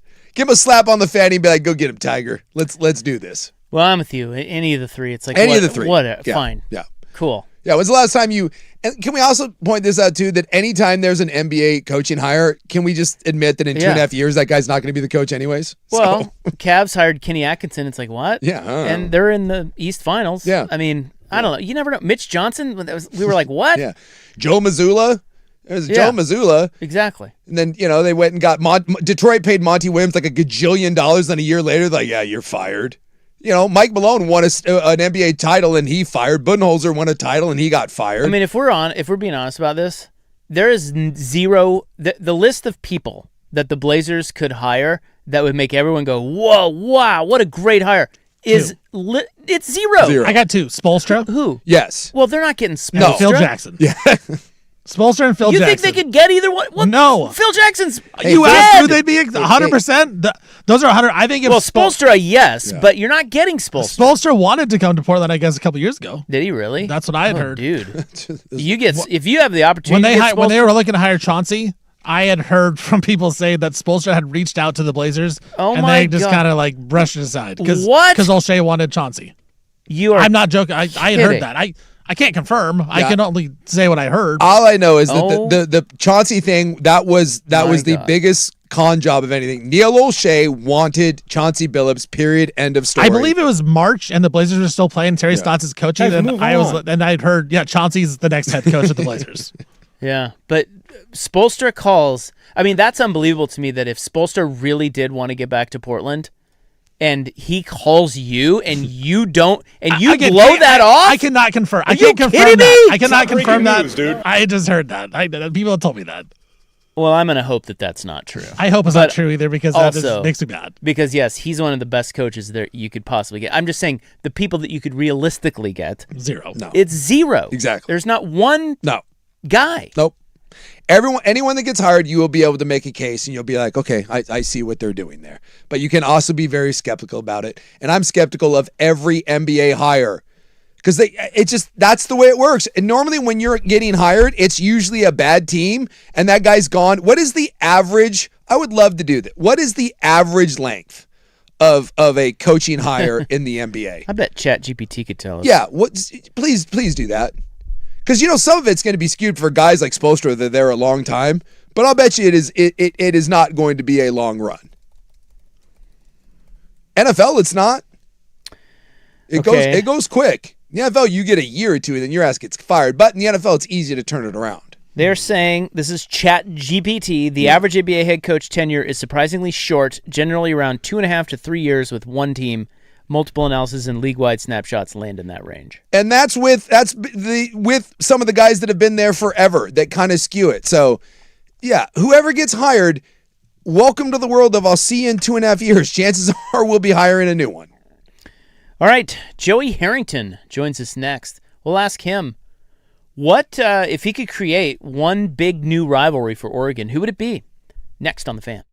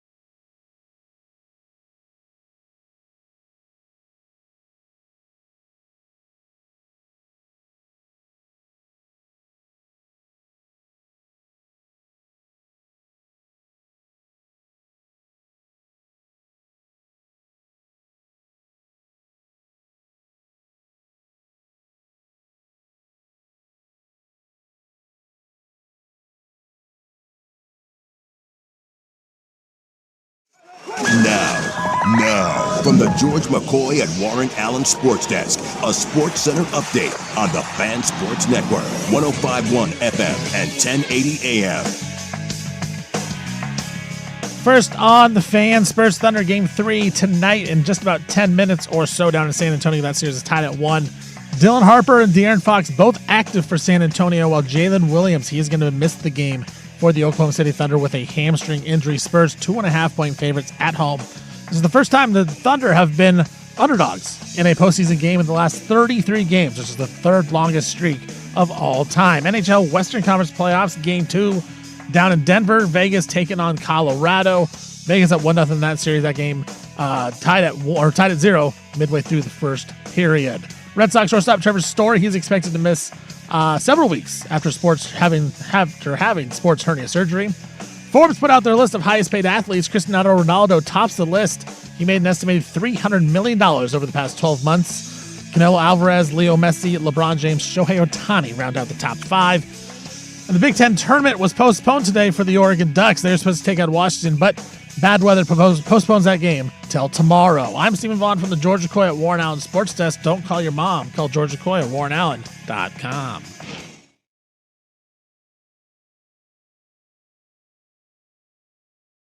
Up on Monday and the coffee just can't quite wash away last night's 6-pack of hams. But Tuesday brings the promise of making things all right, but you still drive to work in your family's minivan. The doctor calls on Wednesday right before your flight to talk about your colorectal exam. Back to work on Thursday and your boss is all uptight cause you didn't push your best-selling brand. But now it's the Friday drive and it's story time. Yes, it's story time. The one time a week when you can truly plan to kick back and listen to story time. Yes, it's story time. We're pushing it out on every airwave we can. We're on both 105.1 and 1080 The Fan. Part of the Fan's Global Sports Radio Network. It is time for our weekly chat with J. Joseph Harrington. We are now calling graphite Joey. Yes. Because of his new hot graphite shafts in his golf clubs. Is that right, Graphite Joey? Don't be jealous. I'm not jealous. No, it's just admiration. Actually, I might be jealous. A little bit. You want to be Graphite Rob? Well, it's not. I mean, I'm 50 years old. It's not far down the road. Me. You know, hey, you don't knock until you try it, right?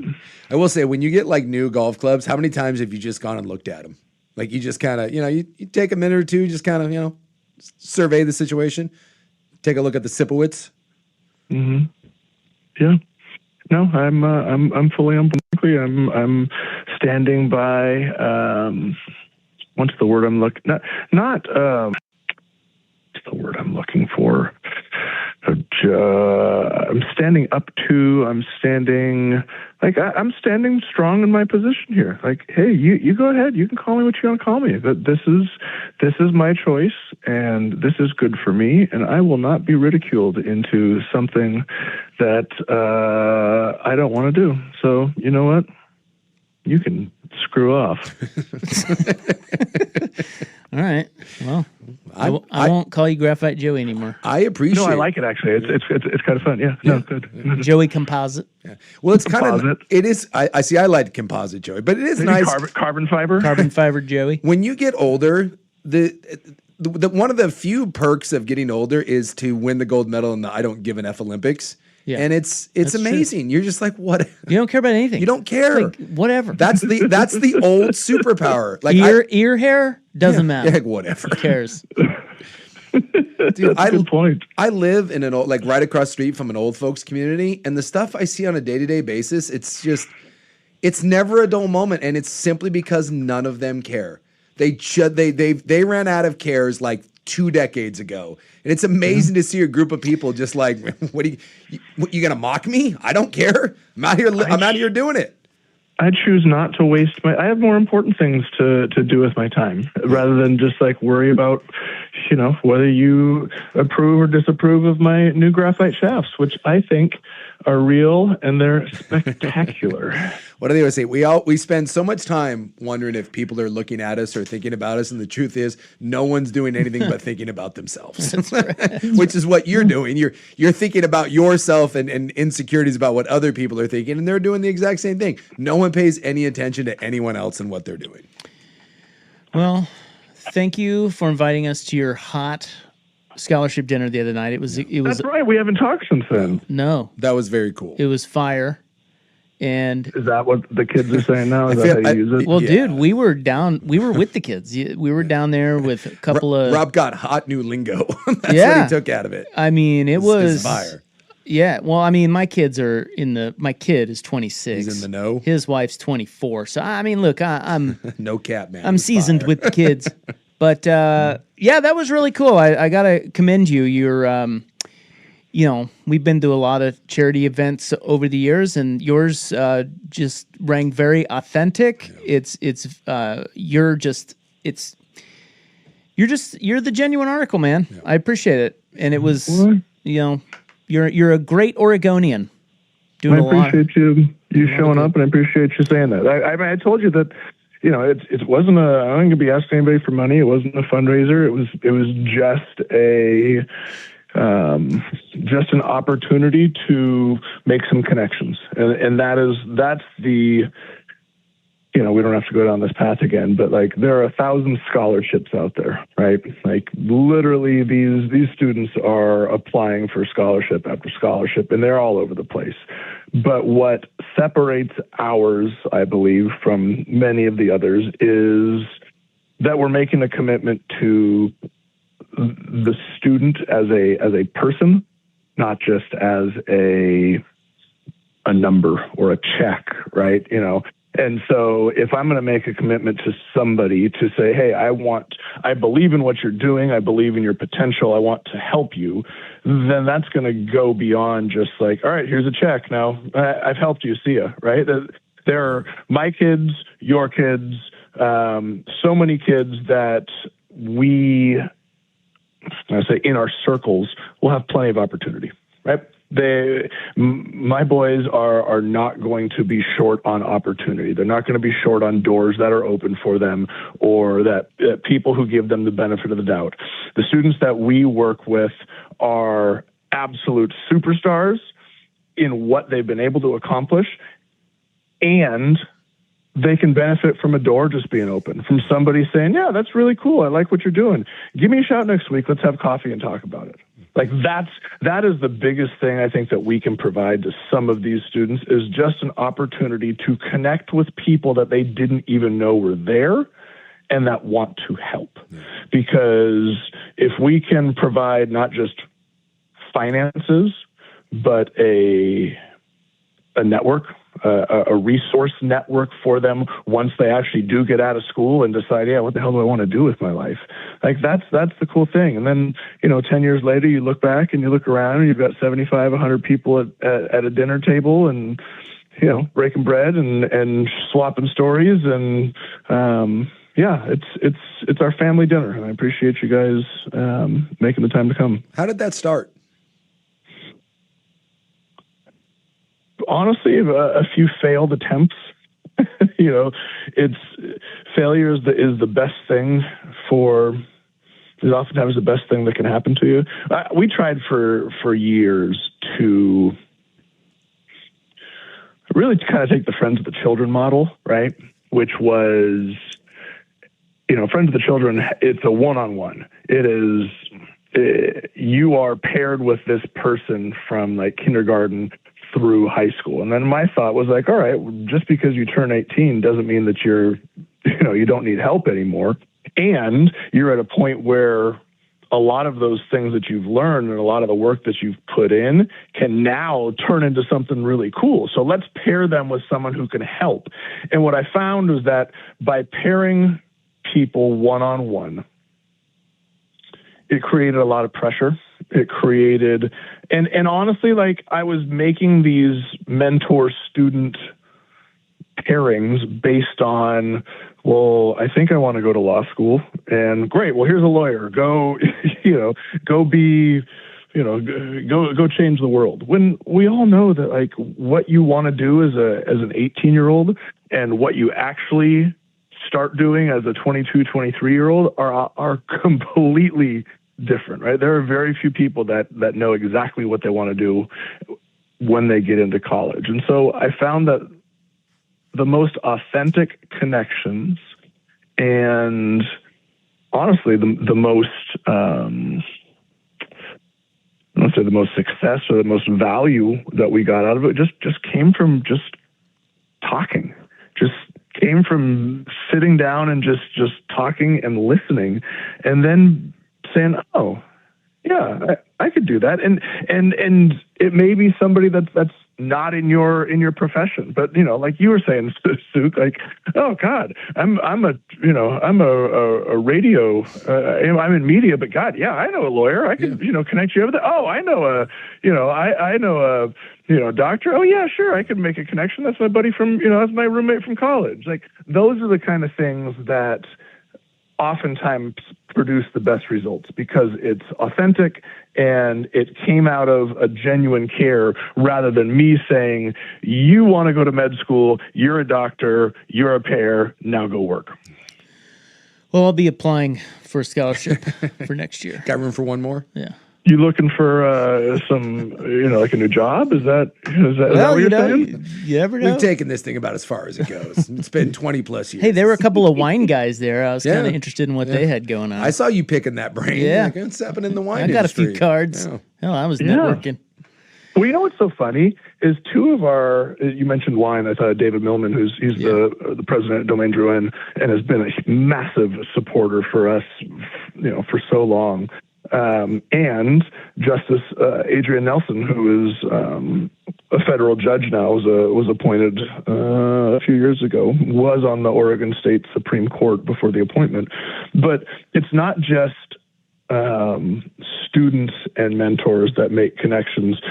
Justice Nelson and David Millman, they met at the dinner, and and now every once in a while they get together, and I'll get a picture or a note like the two of them are having lunch. Like this is, like I said at the dinner, this is just about creating a community in the place that we all love. We all love Oregon for different reasons, right? And we've all had different experiences, but there's something about this place that that shaped us, right? And we're here because I would say our students are here because they've shown that they wanted to be here. They've shown that they've shown leadership and drive and a desire to change things and make them better in their own community. And so let's connect with people who all want to do that same thing. Well, it was cool to see up close. You've been doing it a lot of years, and hopefully for more years to come. It's good stuff. It's the Harrington Family Foundation, and it does feel like family. It really does. There's a lot of people we knew there, that we'd already had relationships with, and it's cool. You're right. It's community within the community. So good job on you. Good job on you, Joey. So we're gonna take a break. I'm gonna give you one question, and then I'm gonna hit you with a curveball with the second question after we get back. But the first question is if you could create one or two big non-conference rivalries for Oregon football, who would you most like it to be against? And then you get a curveball. Hold on. Okay. Well, so I got to think during the break. Are you asking me, like, who do I think would be a good natural rival, or like who would like? Oh, that's a big program, and Oregon's a big program. Like, direct me. Like, where? Who do you want to be? Like, I think there are a couple schools that it would be awesome if Oregon created a non-conference rivalry with. I mean, they've already kind of created one with Ohio State. Of course, that's conference, but it's kind of become a thing. But you can pick out of thin air one or two schools. Yeah, I see what you're saying. Okay, yeah. All right, good. So we'll get to that coming up next here with Joey Harrington. He's on courtesy of Mods PDX every Friday here on The Fan.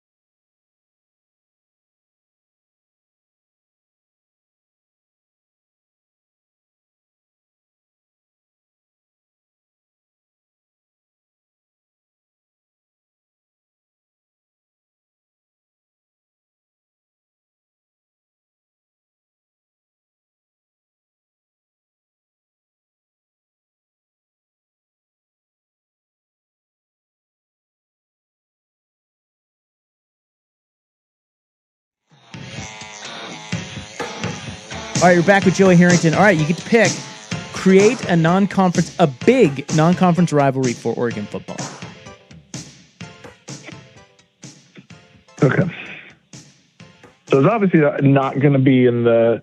I still haven't like fully wrapped my mind around the fact that we're not in the Pac-12 anymore. I was like, okay, so I can go to Michigan, or I could go. Nope. Those are all in the in conference now.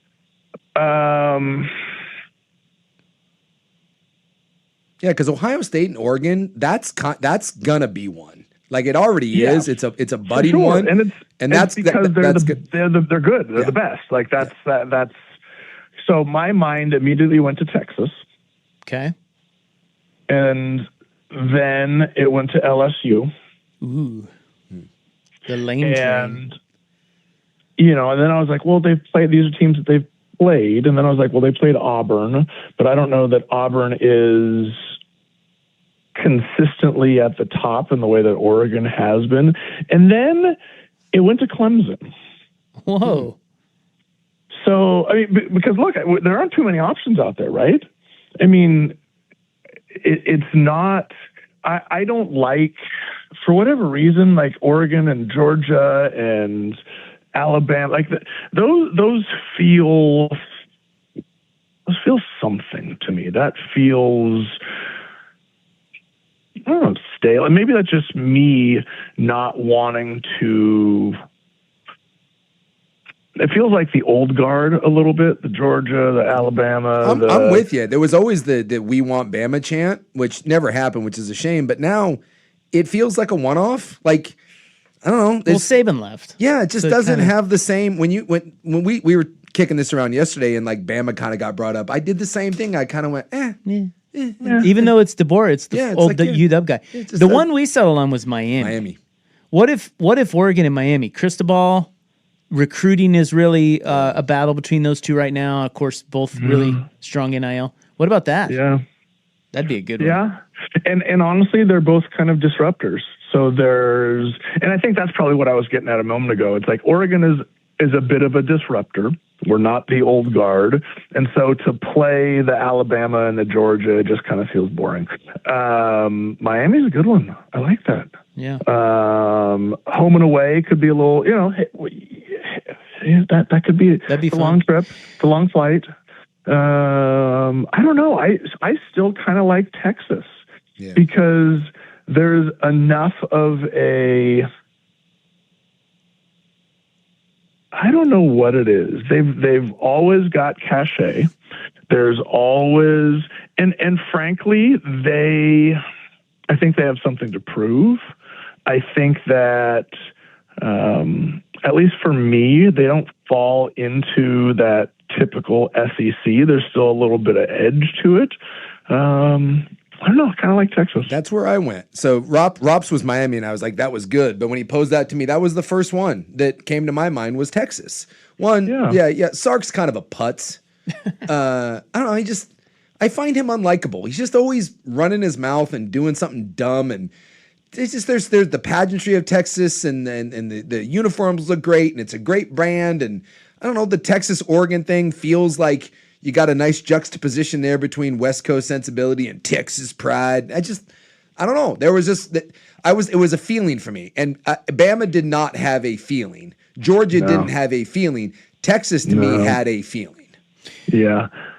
Do you think that it's weird because so Oregon State obviously not in the same conference anymore, but they're playing the game at least like in the next. Well, they're playing next year, aren't they? I think. What, the Civil War? Anyone? Yeah. Well, you can't call it that. Oh. Canceled. Yeah, aren't they playing Oregon State next year? No. I can't remember. No, I think it's... Did they do away with it? It's off, right? I think... I can't be sure, but I think it is off. This is wild, is that isn't even like on our radar. That sucks. I think it's off. That rivalry's kind of over. But UW, my point is, UW is still in the Big Ten. So the Oregon-UW rivalry, which is more heated anyway, that's not going anywhere. But do you think it's possible that Oregon, whether it's Ohio State, whether it is a non-con like Texas or Miami or whomever, Notre Dame, whatever, do you think it's possible that in 10 years we look up and we go, Oregon has bigger rivalries than Washington? No. Not going to happen. No. You can have a bigger game than Washington. You can have a more meaningful 60 minutes, right? 48 minutes. 60, but not a bigger rival. Game? No, because the definition of a rivalry, at least for me, goes back like generations. Like it's more than just. It's why no matter how good or bad one of the teams is or was, like that, like Ohio State, Michigan isn't a good example. It's why Oregon and Oregon State will always be rivals. Like that you can't just create something out of success. Right? There has to be feelings involved. There has to be embarrassment. There has to be, houses divided. There has to be a river that splits you. There has to be something more than just, oh man, Ohio State's been really good for 10 years and Oregon's been really good for 10 years. And God, Ohio State beat Oregon and kept them out of this, and Oregon beat Ohio State and kept them out of that. Well, now they're a bigger rivalry. No, now it may be a bigger game. Now it may mean more in terms of dollars coming into the program, or whether or not you get into the 12, 16, 24 team playoff, whatever the hell it's going to be. But no, it's not going to ever be a bigger rivalry. That, because the definition of that is more than just winning football games. So if Oregon and Ohio State keep this back and forth, and in 10 years, their biggest game, most heated game, not like you said, there could be bigger games. It will be a bigger game, but most heated. Fans get the most fired up for. Fans want to win the most. They hate Ohio State. Ohio State's won 3 in a row in the series. They've been going back and forth, top of college football. That won't be a bigger rivalry than Washington. It'll be a bigger game than Washington, but still not. But there's a difference. There's a difference, right. Because that's. Yeah, I don't know. So it can lie dormant. Oregon State and Oregon's rivalry with Washington and Oregon State can just lie dormant. They could not play Oregon State for years, which, by the way, they have hit pause on that. Yeah, so I wanted to look it up because I wanted to be sure, because I knew they're not playing this year. And they said they were going to play in 2027, but they're not. They said they couldn't figure it out, and they're still trying to work it out. So they're going to try to resume it in 2028, but they were going to try to resume it in 2027. So it's at least a 2-year pause, and we'll see what happens going forward. But to you, it's always there. Yeah. My point in this is I don't know who was on the 1994 roster for Ohio State. I don't know how they did in conference. I don't know anybody who went to Ohio State and has been putting their flag up, down the street from me. Like, I can tell you the moments in those games against Ohio State, against Oregon State and Washington, right? The pick, I mean, that's that is everybody's seen it. That's not what my point is. But the 20 years before the pick, like Oregon was they were 2-18 against Washington. The 20 years after the pick, they were 16-4.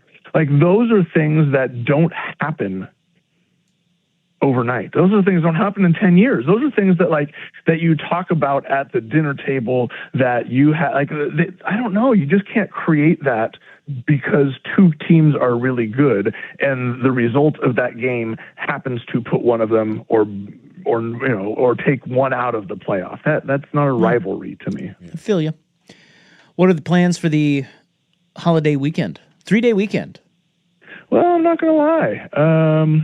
Don't lie. Cleaned out the old office today. Felt pretty good. Pretty good. Yep. Got some cords out of the drawer. Went through the file cabinets. Threw away some old product manuals. Right, don't need that anymore. Cleaning stuff out's an amazing. Those are all it's online. An amazing feeling. The pencil pen bucket, clean. Yep. Yeah, the manuals. Printer paper, organized. Yeah. Two things in there. The cord drawer is wild these days because it's amazing how many cords you get and you don't know what they're to. Yeah, like, huh? It's like, where'd this come? Because you put it in there, you think, oh, I'll remember it's in there. I'll remember it. Yeah. And then you go in there and it's like, what is this? And then the manuals, you're right about that. You can toss those. They're all online. All you got to do is Everything's online. Yeah. Don't need them. Yeah. I found some external hard drives. I was like, huh. What's on there? What's on that? I was like, oh, Careful. this was dated from, like 2014. I was like, oh, you're getting a hammer. Yeah. Oh, Jet Age Secrets, gone. Poof. Yeah. There you go. All right, so you're cleaning. I'm going to be cleaning. May go hit a few golf balls. Nice. Work to, get to the garage. We start in the office, then, because inevitably what happens is like you clean one area and it's like, oh, let's just move it to the other space so you can get that clean. And then you go to that space and it's like, God, now this is all cluttered. And so then you have to clean that space. So, we've got a lot of travel coming up with soccer and all that fun stuff. So this is it's going to be a nice welcome stay at home kind of weekend. I am a believer that of the cleaning, there is no greater feeling than the clean garage. When you survey the garage to where you can put, whether that's a car, motorcycle, camp, whatever. When you clean the garage to where you can park vehicles in it and like everything's put away, it's like heroin. Golf simulator. Oh yeah, golf simulator, whatever. You make room. You're like, hey, look at this. It's incredible. It's crack. It's adult crack. Wow. All right. Love your hot body. Have a great weekend, and we'll talk to you next week. Thank you. Okay. All right, that's Joe Harrison, courtesy of Mott's PDX. The future of building is here. Now I want a golf simulator. I feel upset that I cleaned out my garage and Look, that's what garages are for. Okay, it's the new use for a garage. Nobody parks their car in a garage. It's for hitting golf balls. I have to plug my car in though. Yeah, well, that's your own problem. But I have the other side of the garage. Well, there you go. Right there. All right. Well, what do we have in the club tonight? Big club. Big things. Big club. You've never seen a club like this. Robots are hopping on flights now. Yeah, this ought to be good. If you feel good about that. I feel good about no robot. And here's a new trend that you're going to love. People are actually watching entire TV shows and movies on TikTok. That is a thing. Why? Well, why not? Well, let's discuss. Condensed. I guess. That's next in the club on The Fan.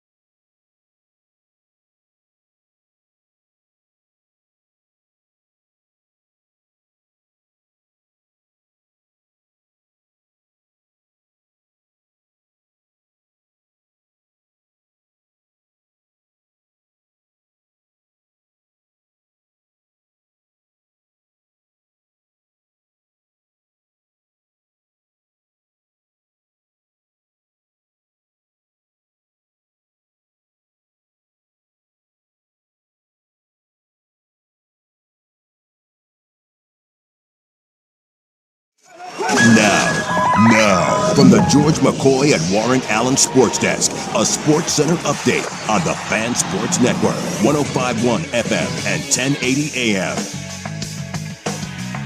First on the Fan, Spurs Thunder Game 3 in the Western Conference Finals. That series is tied at 1. Dylan Harper and De'Aaron Fox both are playing for the Spurs tonight, while Jalen Williams, he is out for the Thunder. Spurs got out to a 15-0 run to start the game, but we are at the end of close to the end of the first quarter. Spurs up by 3 right now. NHL Western Conference Finals Game 2 is right now. After one period, Avalanche up 1-0 in that one. Of course, Vegas has a 1-0 series lead in that series. Red Sox shortstop Trevor Story, he's expected to miss several weeks after having sports hernia surgery.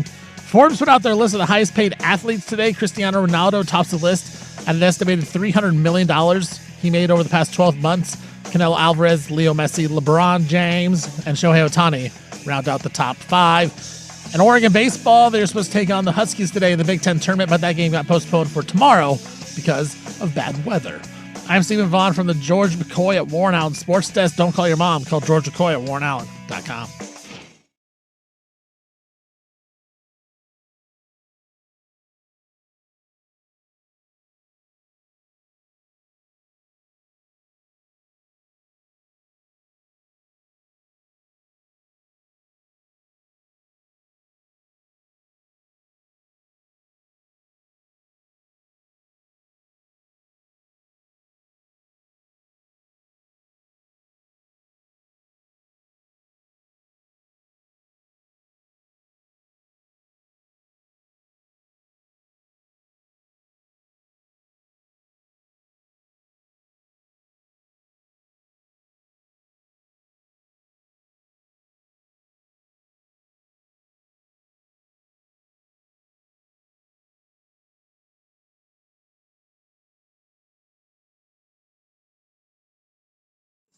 We've given away too much to arrive at these political compromises. Yeah, now. Google me, bitch. Oh no, oh no. Well, my. Okay,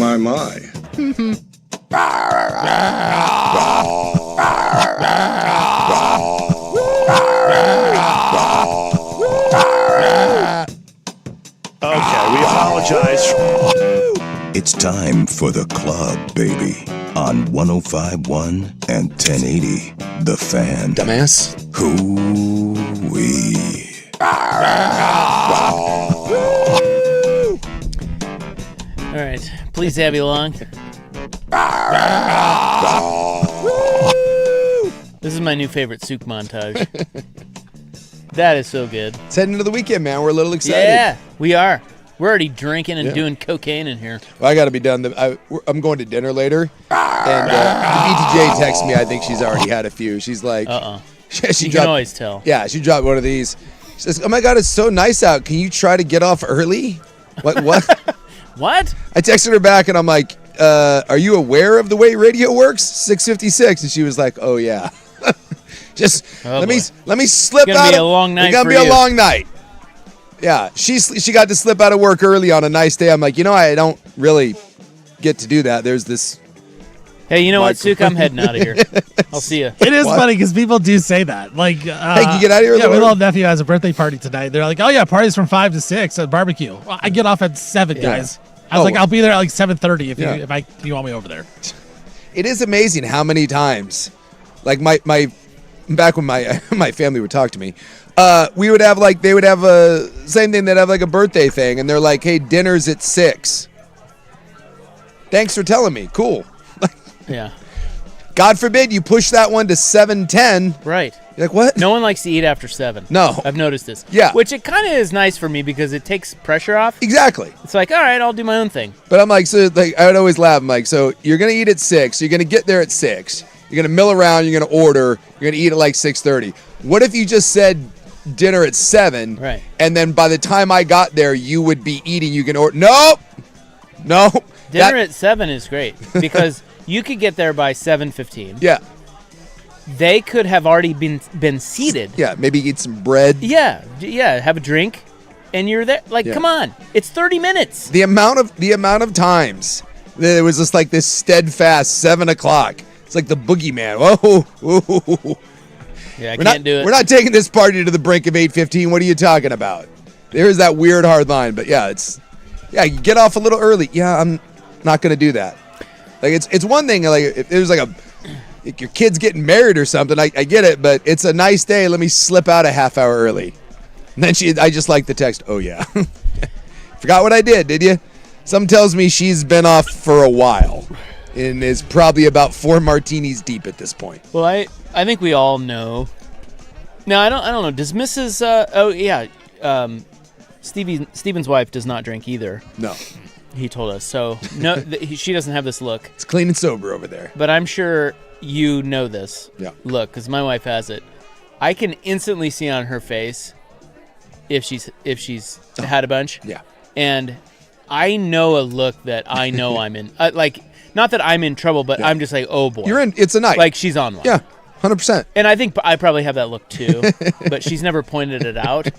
But oh my God, when I see that face, I'm like, oh boy. Well, you know the Asian flush, right? Yeah. So they get a little. Yeah.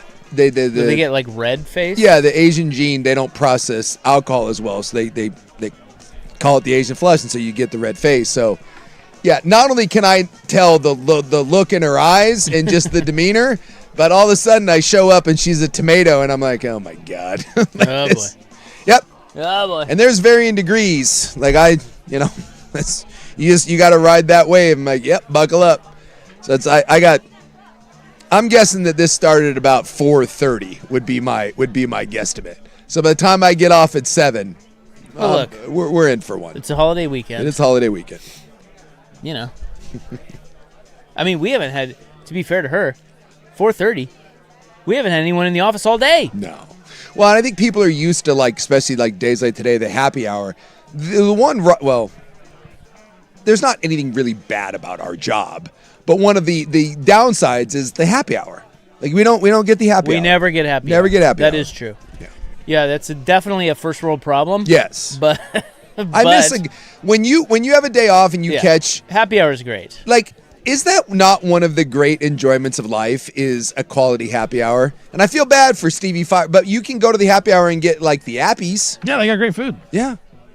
Yeah, sometimes for dirt cheap. Yes. Because they want to get you in there. You'd love a good happy hour is fantastic. Yeah. Well, as you get older, you also understand that you need to start drinking earlier. Yeah. Like, I can't. I don't take it deep. What are you talking about? I got to be in bed by 9. I better get started. Let's go. Chop, chop. Well, I got to get home and pack for Hood River, evidently. So. Yes, you do. Look, I've got pack some swim trunks. I've got a devious plan that I've already concocted. We all know at this point that the BTJ is going to want to do something incredibly dumb tomorrow that involves us going to some random location or, God forbid, taking a hike or something because it's nice out. Doesn't know what we're doing, but she's like, Hood River, the coast. So the fact that she's already not understanding the concept of my job and time, I've got a good idea of where she's at in the evening. So I have 2 choices, right? Get off, we're going to dinner, she'll have one more drink, go home, in bed, nice evening, she wakes up, we pack, we go to Hood River, and that's probably the way it should go. Or, boys, oh boy. I get off work. And we just go. Oh, you force feed her drinks? We just mash the pedal. And I mean, we go hard in the paint. What if that backfires, though? Oh, it won't. We go hard. I'll deal with whatever consequences I have tonight. But you know who's not going to be up for waking up and going to Hood River tomorrow? Her. Well, you have to get up early to go to Hood River? Oh, she won't be. That's... If we go... You can't start the day at like 11 and head out there. You got to get up early. No. Really? Yeah, oh yeah. Oh yeah. Yeah, Hood River or the coast, that's a wake up and go. Because you want to enjoy the entire day out there. I think I only have one opportunity here, and I think I have to thread that needle, and that is to go as hard as I can, keep her up as long as she can, get her to bed about 2:33 in the morning. Something tells me she's gonna wake up about noon tomorrow, not feeling real great, and all of a sudden, there's no Hood River in my future. Tomorrow sounds like a backyard. Oh, you know what, honey? That's a shame. I was really looking forward to Hood River. Why don't you grab just this orange juice and lay in that hammock and take a nap? She right now, she has no idea what she's walking into. That's diabolical. She just set a trap. But I gotta tell you, I love it. I think it might work. I think it's going to. Because we'll go to dinner and then it's at dinner. It's about halfway through. You're gonna have to make a decision on how you want the night to go, because she'll be like, "Well, should we get one more, or should I be done?" Oh no! Let's get one more. We have one more. Yeah. And then at the end of it, it'll be like this. All I have to do is right here. Nightcap, espresso martini. Next thing you know, we're at the end. One espresso martini leads to 2, and then at that point, you can be like, "Well, do we go for a final?" And then she'll want dessert. We'll head over to another bar. Yeah. Maybe to the Horse Press for a delightful bread pudding and maybe a White Russian. And then by that point, there's no Hood River. I can already see how I have a game plan, and I'm going to play this thing. I'm going to play this thing like a fiddle. I feel like this is foolproof. It's great. She'll have no idea either. She'll just be like, "Oh my God, tonight was so fun." The key here is that she's already begun. Yes. And you're coming in sober and clear-headed. 100%. This is good. Advantage me. Yeah. I have That's dude, right. I have home court. She has no chance. She's already injured. I'm well rested. I mean, are you kidding me? Yeah.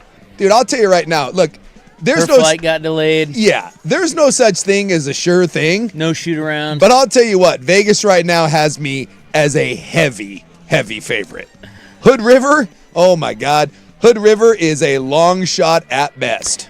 Well, I'll tell you what, I'm going to drop in the Brad Boxberger. Oh, my God. The Brad Boxberger opening prattle notes on Tuesday, because we have no show Monday. Tuesday, I'm going to follow up on this. Yeah.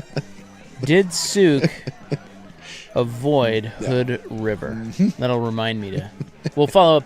So tune in on Tuesday. Tune into the opening prattle on Tuesday. We'll find out. Find out if my somewhat nefarious plan worked out.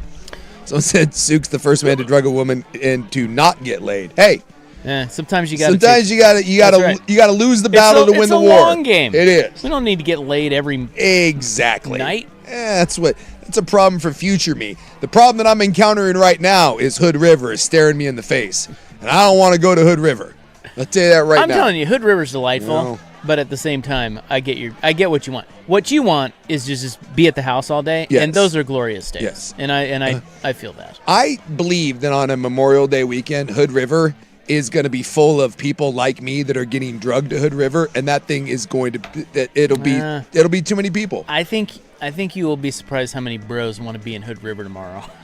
I think a lot. That's what I'm saying. Yeah. Like you said, like guys being drugged there. No, they want to be there. Well, either way. The brewery, the distillery. That's too many people for me. The water. That's too many people. The hikes. Nope. That's the other thing. Not only am I going to have to go to Hood River, but I'm going to have to hike.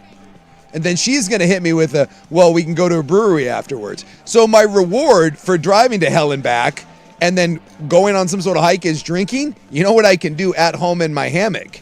Drink. Problem solved. All right. So we've got robot news. This is from Southwest Airlines. Apparently, they are scared of robots there. Oh. Southwest. As well they should. Because they have banned robots after Stewie rode one on one of their flights. Stewie the robot? Stewie the robot made one of their flights. So this is a new thing. We're every week it seems like there's a new AI or robot sort of milestone. Yeah. A 3.5 foot. Oh yeah, I see it. Humanoid robot scored a seat on a Southwest Airlines flight to Dallas, but the airline grounded the bot before it could earn frequent flyer miles. Yeah, can you... So this is Stewie. He's made by a tech entrepreneur named Aaron, and I won't try to pronounce his last name. Yeah, go Aaron. He had his own seat in coach aboard a May 10th flight from Vegas to Dallas. Stewie here was handing out high fives, by the way. He was, yeah. People were high-fiving him. High-fiving Would you high-five Stewie if he walked by you on the... Dude, I'm not into robots, man. Yeah, so you're drawing the line. I'm with you. I'm not. Like, this is a whole thing. Like, Steven sent us a video today. It was kind of funny. Actually, we could play it if you have it. It's I think Central Florida commencement speech, graduation speech. And the woman is, I don't know who she is, but she's given a speech, and every time she mentions AI, they boo. They boo. And then she catches on, and so she starts saying positive things about, I don't know, just the opposite. Yeah. And they cheer. Yeah.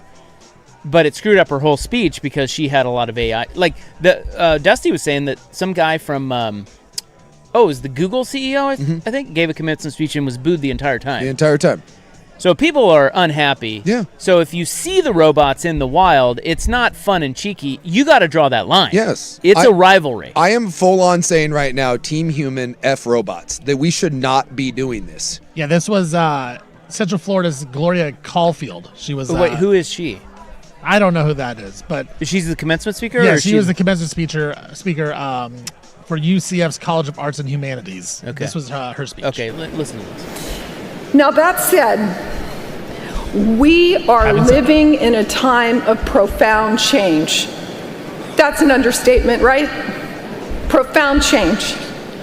Change is exciting, very exciting, and let's face it, change can be daunting. The rise of artificial intelligence is the next industrial revolution. What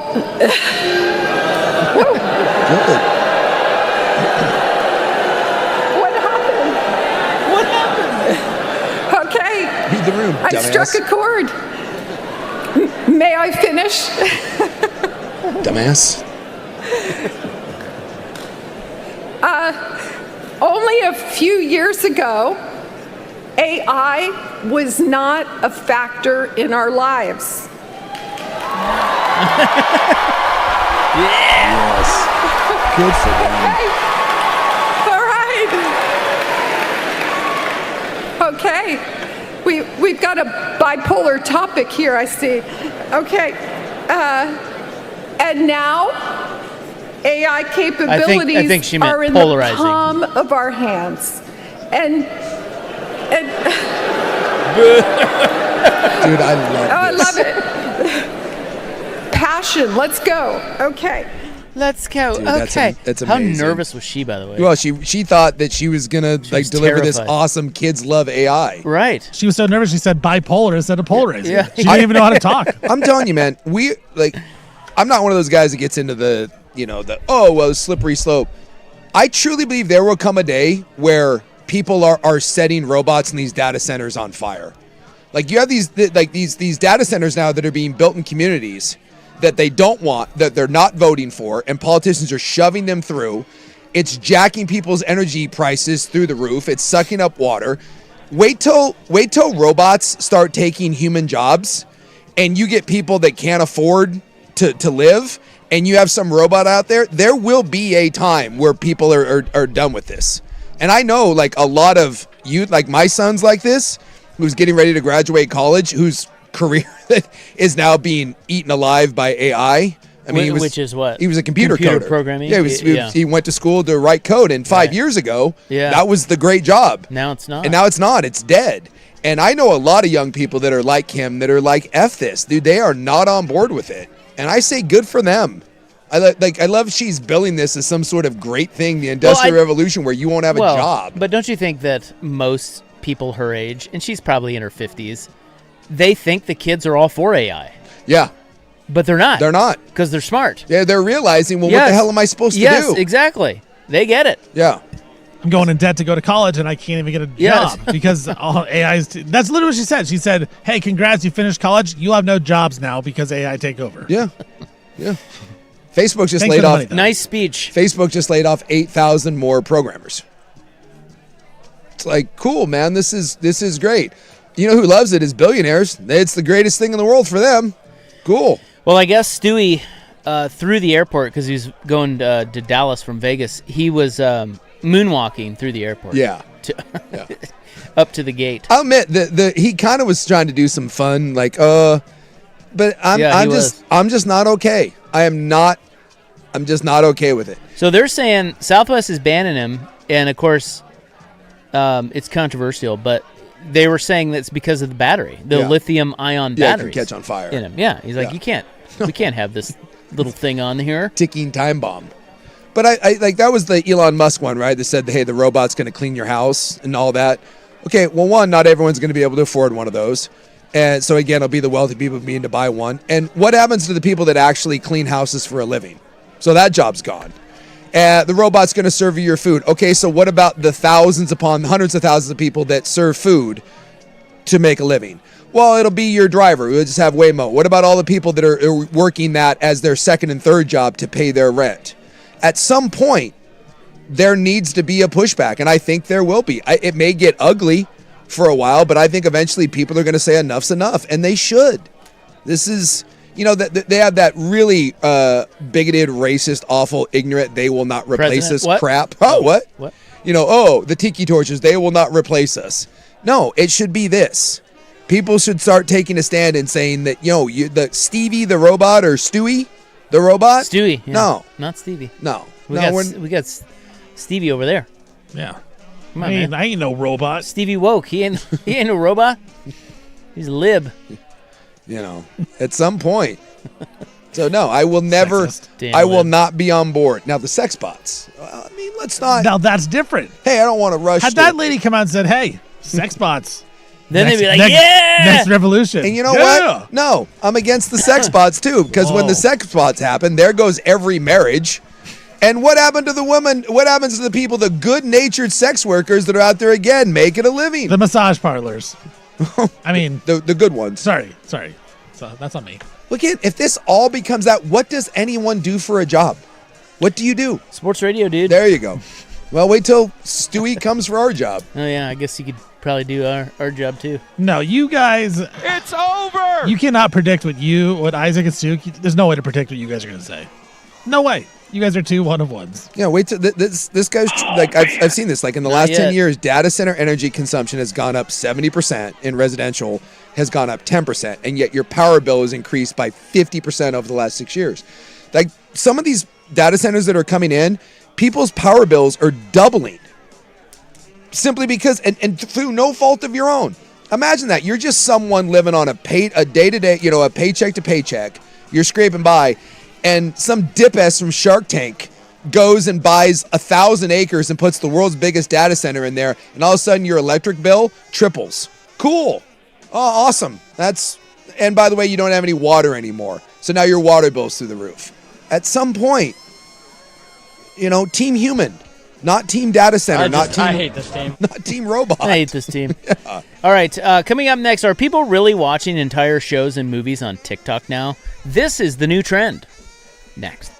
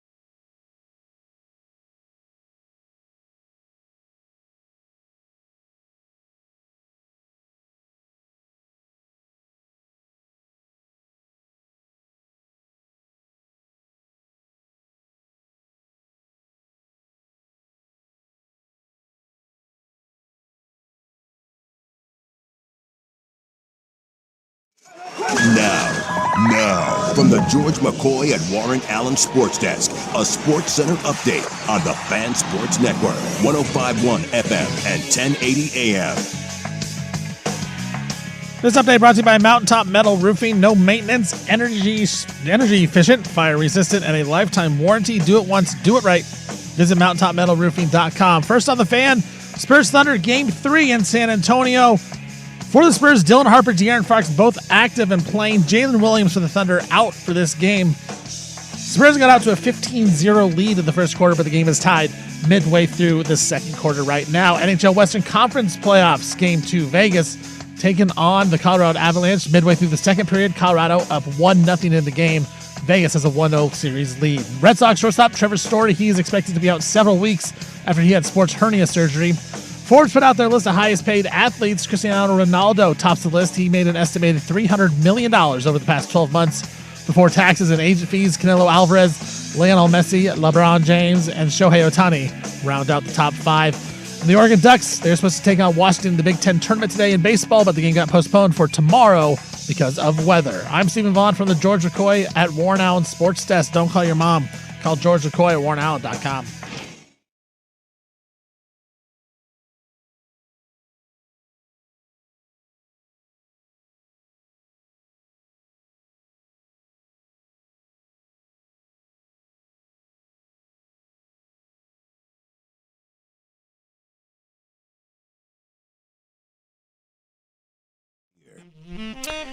We sure do have you from here. Mm-hmm. We will not be here Monday. Remember, holiday. We don't have you then. You can go to hell.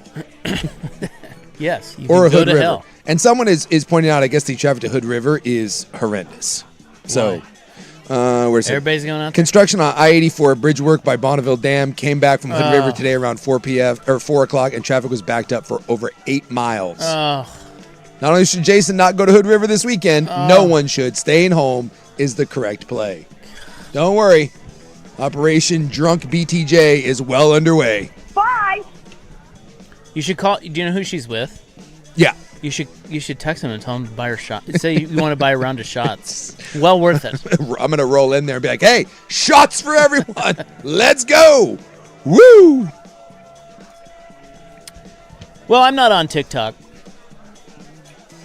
I am. I follow only one on TikTok. Old Stevie Fire. Actually, over there. I am on. I have a burner. Yeah. But I never get talks. No, or ticks. I have never once scrolled TikTok. It's just there for when someone sends me something. I was just talking about this with my wife the other day. And you have kids. We both have kids roughly the same age. You know, it's funny. It's like, I was like, man, I haven't heard from the kids in a while. You know, I said it to my wife. She's like, what? Like, yeah, I haven't talked to the kids. Like, what's going on?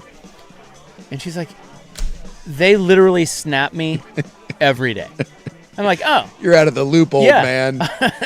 Snap means, for you olds, that means Snapchat. Yeah. So they're on the Snapchat. They're doing that. And I was like, you know what? Yeah. This is a learning moment for me. It's true. You're heading to Snapchat, are you? No, it's just... I could care less to be on Snap. I'm just saying, like, it was that it was the light bulb went off that I'm like, oh, they are communicating. I just don't have that communicate. Yeah, they're communicating on a different wavelength than you are. I need to get where they are. Yes, like if I want to communicate with it, I guess I can text them, and I do. Sure, but it's like if you know.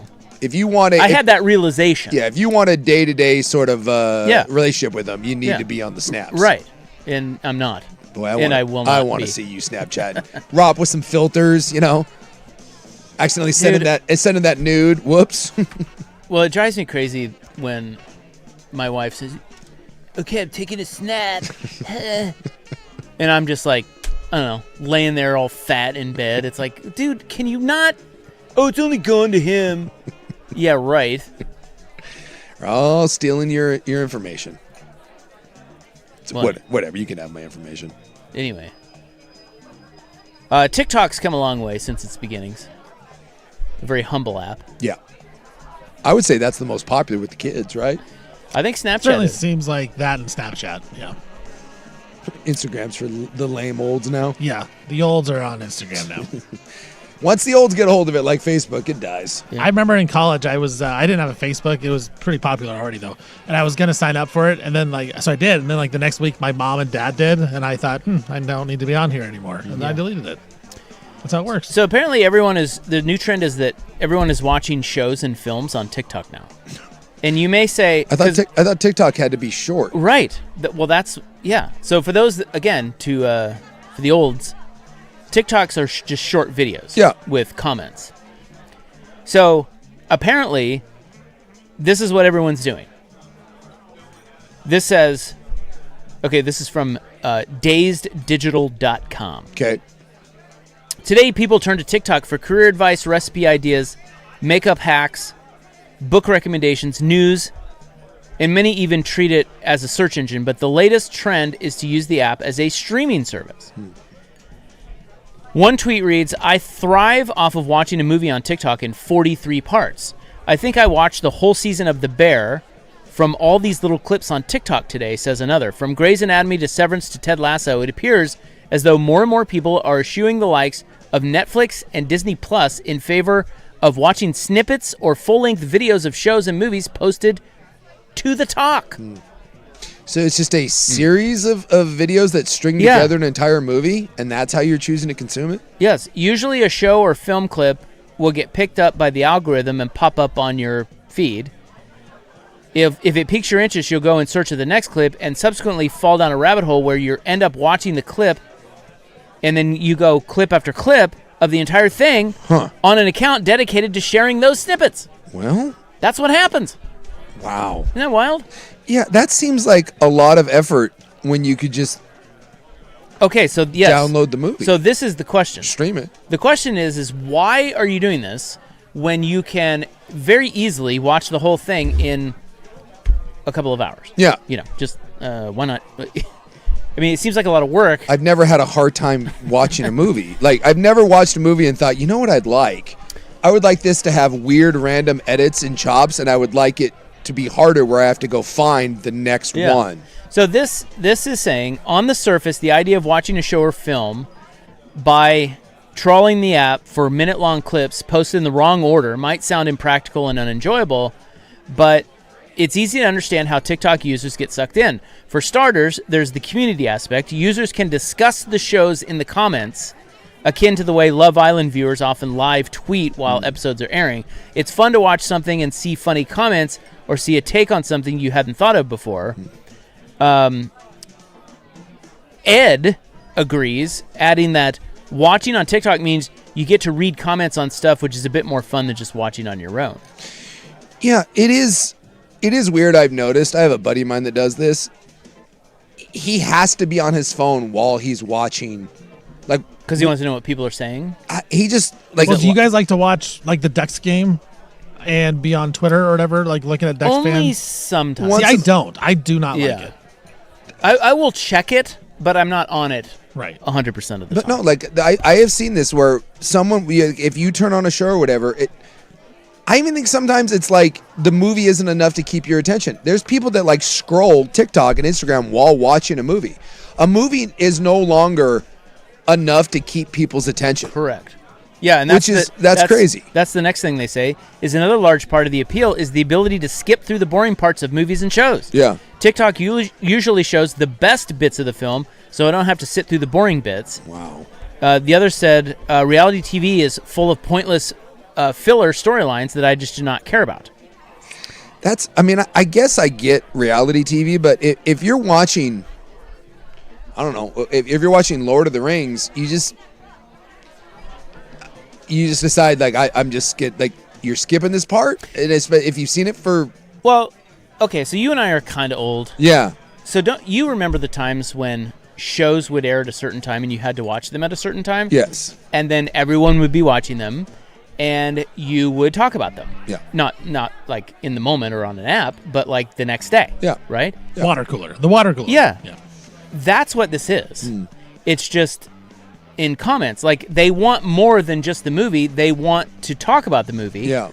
And if you talk about the movie in the comment, so it's kind of replacing the live viewing of everyone watching the same thing at the same time. Sure. We don't do that anymore. We watch whenever we want outside of live sports. And so it's their way. People that don't like sports, it's their way of having that live stream of something that they're watching, and they can communicate with other people about it. Is it too possible that just we no longer possess a, what do you call it? Like a, what is it? Why can't I think of the term?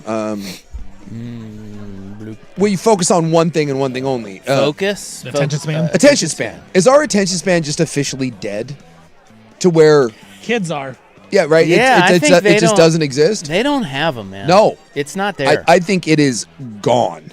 And I don't know if that's a bad thing or I don't know. Like, everyone old is going to say, oh, that's terrible. Well, is it? I don't know. Yeah. Their brains work really fast. Video games have trained young people's brains to really, like, they're sharp, man. But they're also, you listen to teachers, though, and they're telling you that this is the dumbest generation of kids known to man that are coming out. I don't know that I buy that. That they're not learning anything because... See, I'm with Rob, and I think a lot of teachers are still in the pattern of, well, we have to teach a certain way. Mm-hmm. Like, we have to, like... Because a lot of teachers are now my age. It's like we have to teach like we did in 2005, which is not the case.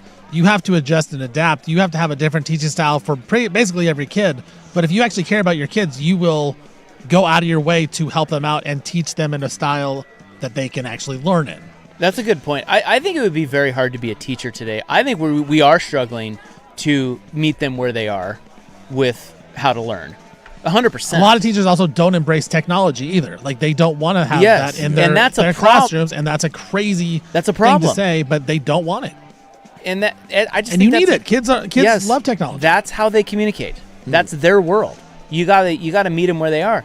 I don't know. It's then somebody adds he hated his experience. They're just talking to just TikTok users who do this. Yeah. Dawn adds he hated his experience in 2018 of watching Love Island normally.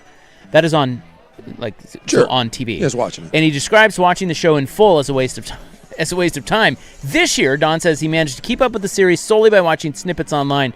Just from watching clips, I found I was forming the same opinions or getting the same impressions of contestants and their dynamics as Twitter users who were watching the show in full. I was able to keep up with all the jokes and memes and surprises. I didn't feel out of the loop. Yeah. So he's saying, look, it's just a shortcut. Yeah.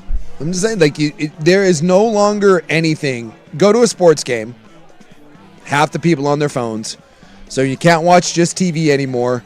Movies, people scrolling. It's not enough anymore. And I whatever you need to do, more power to you. I'm not one of those guys that yells like get off your phone or whatever, but I do wonder what that does. Like, what this generation of kids that is being raised with this, what does your brain function like? Like, I just wonder if any of that is actually good for you, or are we just raising... I mean, it feels like we're raising the most anxiety-riddled mush. Well, they do have a lot of anxiety. Yeah. That's a separate issue. But again, I don't know if it's good or bad. I don't think we know yet. We don't know yet. I don't see how it would be. That lady got hit in the head because she was on her phone. I don't see how it is good. Shorter attention spans? Yes. I mean... You can't focus on it. They're just quicker. It's the whole video game thing. They're just quicker reflexes, quicker thinkers. I mean, I don't know. Are they? I don't know. That's what they're saying. That's what the people are saying. A lot of people are saying that. A lot of people are saying it, though. Did you know there's a BMW? Did you know this? So here's a good quote. Okay, so this comes from Bobby Duffy. Okay. He is a professor of public policy at King's College London, and he wrote a book called Generations, Does When You're Born Shape Who You Are?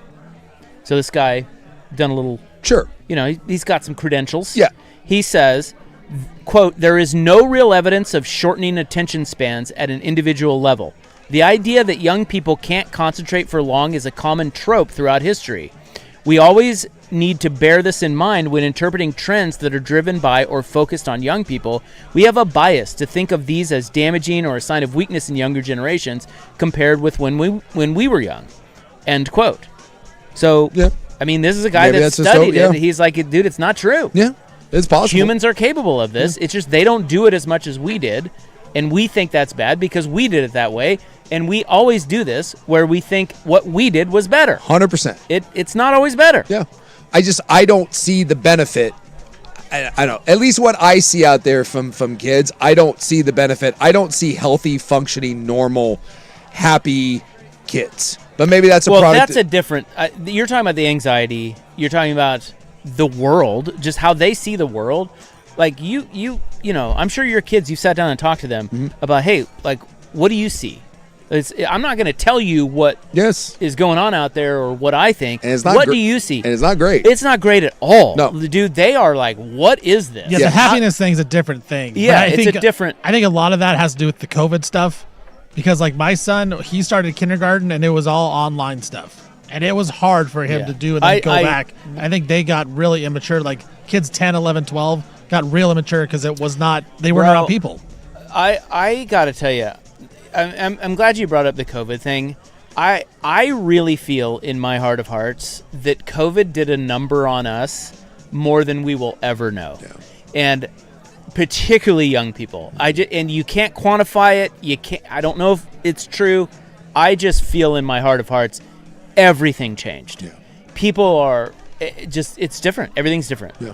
And it's not good. Now, you may not know the impacts for years and years, and there may never be. But you can see them and feel them. Yes. You just can't really quantify them. Yeah. It's just like, dude, it's not the same. No.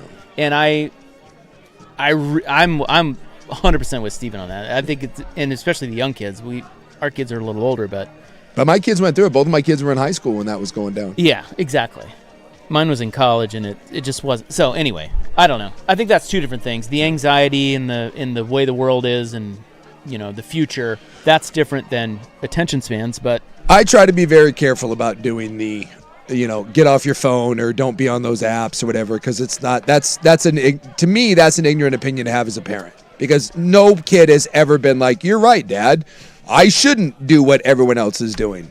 So you try to provide some balance to it, but I've never been one of those, because something doesn't make sense to me that I try to push that on my kids. But that's the key word, is balance. I think a lot of parents my age just rely on it and say, hey, go watch your iPad or go play on it, and I don't have to do anything. Yes. And I think that is a big thing. That's a problem. Well. Yeah. But, there's that we talk about it all the time, but there's that old photo.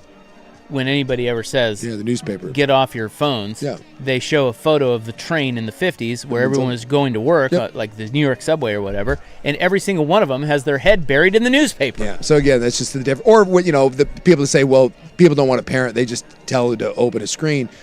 I don't know. Our parents used to tell us to just go outside and figure something out to do. Same thing. Right. It's like, I don't want to parent you, so here's a movie. I don't want to parent you. Go F off outside. So, well, I don't know, man.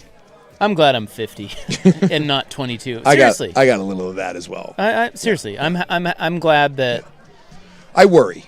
I do too. Yeah. It's whenever I talk to kids, as you mentioned, the outlook to me, I'm sad that is. Yeah. That's what they think. Yeah, and I guess our only perspective that we can offer them is that we've been around long enough to know that it always shifts. Yep.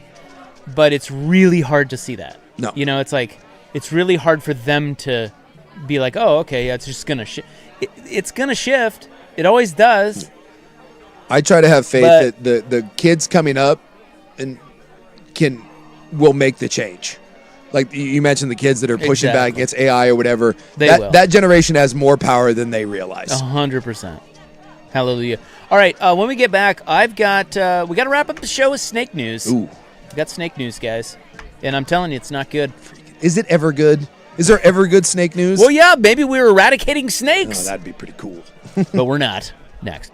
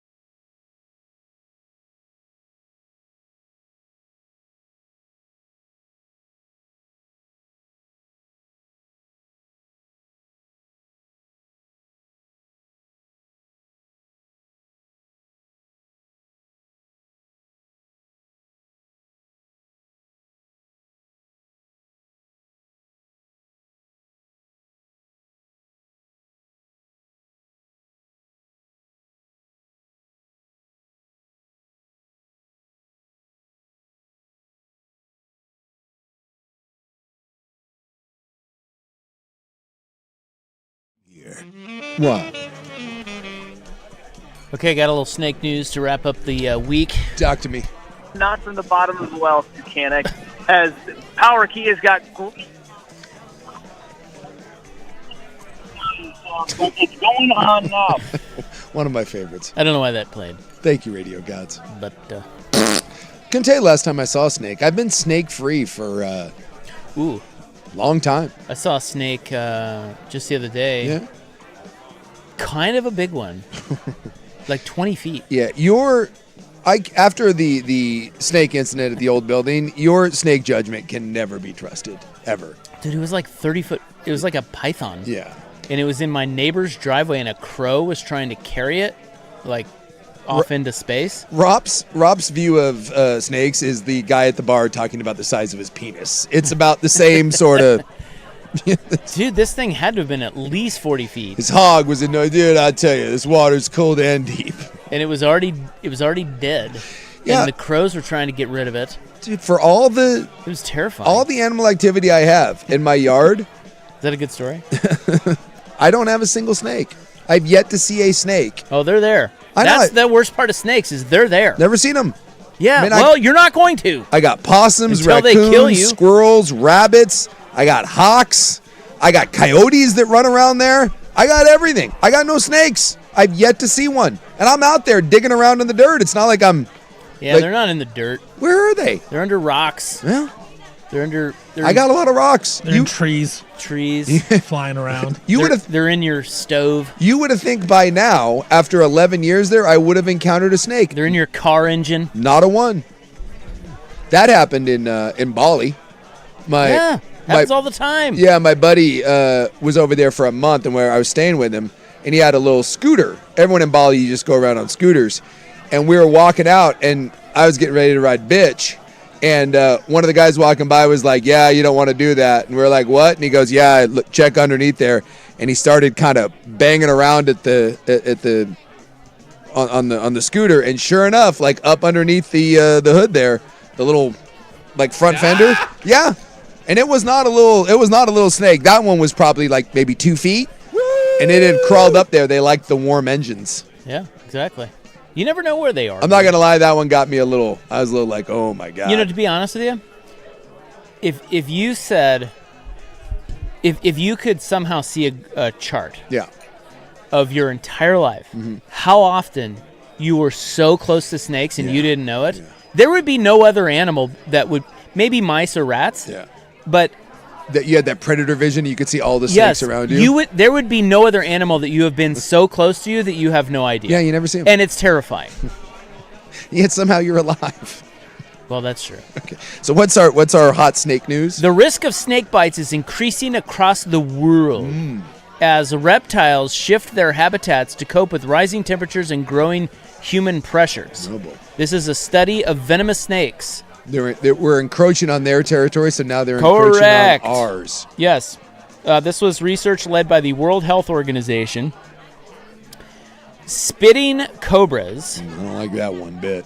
In Africa, vipers in Europe and South America, cottonmouth moccasins in North America, and crates in Asia. I've never even heard of that. I don't know what a crate is. Are coming into great contact with people as a result of climate disruption and landscape changes. This trend is forecast to become more pronounced in the coming decades as snakes, like many other species, adjust their range to escape hotter conditions. Great. So we got the water moccasins coming for us. Yeah. Well, we don't have poisonous snakes here in the Northwest, right? I don't think we do. I don't think we do. So, by the way, just never leave. Like, we're a snake-free zone. I do not think we have one poisonous snake that hangs around us. Florida, though, you did get those water moccasins all the time. We had those in Kansas. Yeah, they're no good. Those things freak me bleh. That's part of why I don't like water. Yeah. I'm serious. Yeah, because there you have to... Bro. Well, yeah, you'd see, and they're fast. They are fast, yes. Like I said, in Florida, the gator thing never bothered me because you can see those, but the water moccasins, which are not small, they would go from one little reservoir or whatever to the other, and they would, those suckers, they would dart across the sidewalk. That would scare the living. It's awful. That scared the living. Yeah, because they were trouble in the water and on land. And on land, yeah. And here's what they sound like. That is what they sound like. It's no good. Can you believe that? So what you're saying is not only is AI coming to kill us, but now the snakes. Yeah, this says the overlap between humans and venomous snakes will be greater. You could consider this a risk of walking out the back door, stumbling, and getting bit. Cool. Awesome. What are we doing? Bro. So enjoy your Memorial Day weekend. Have fun with the snakes. Yeah, we're not here on Monday. You go down to Bend, you know what Bend has? Snakes. They got a lot of them. Yeah, they got rattlers. We're back Tuesday, 3 to 7. Everyone have a great weekend. We'll see you Tuesday on The Fan. Good night.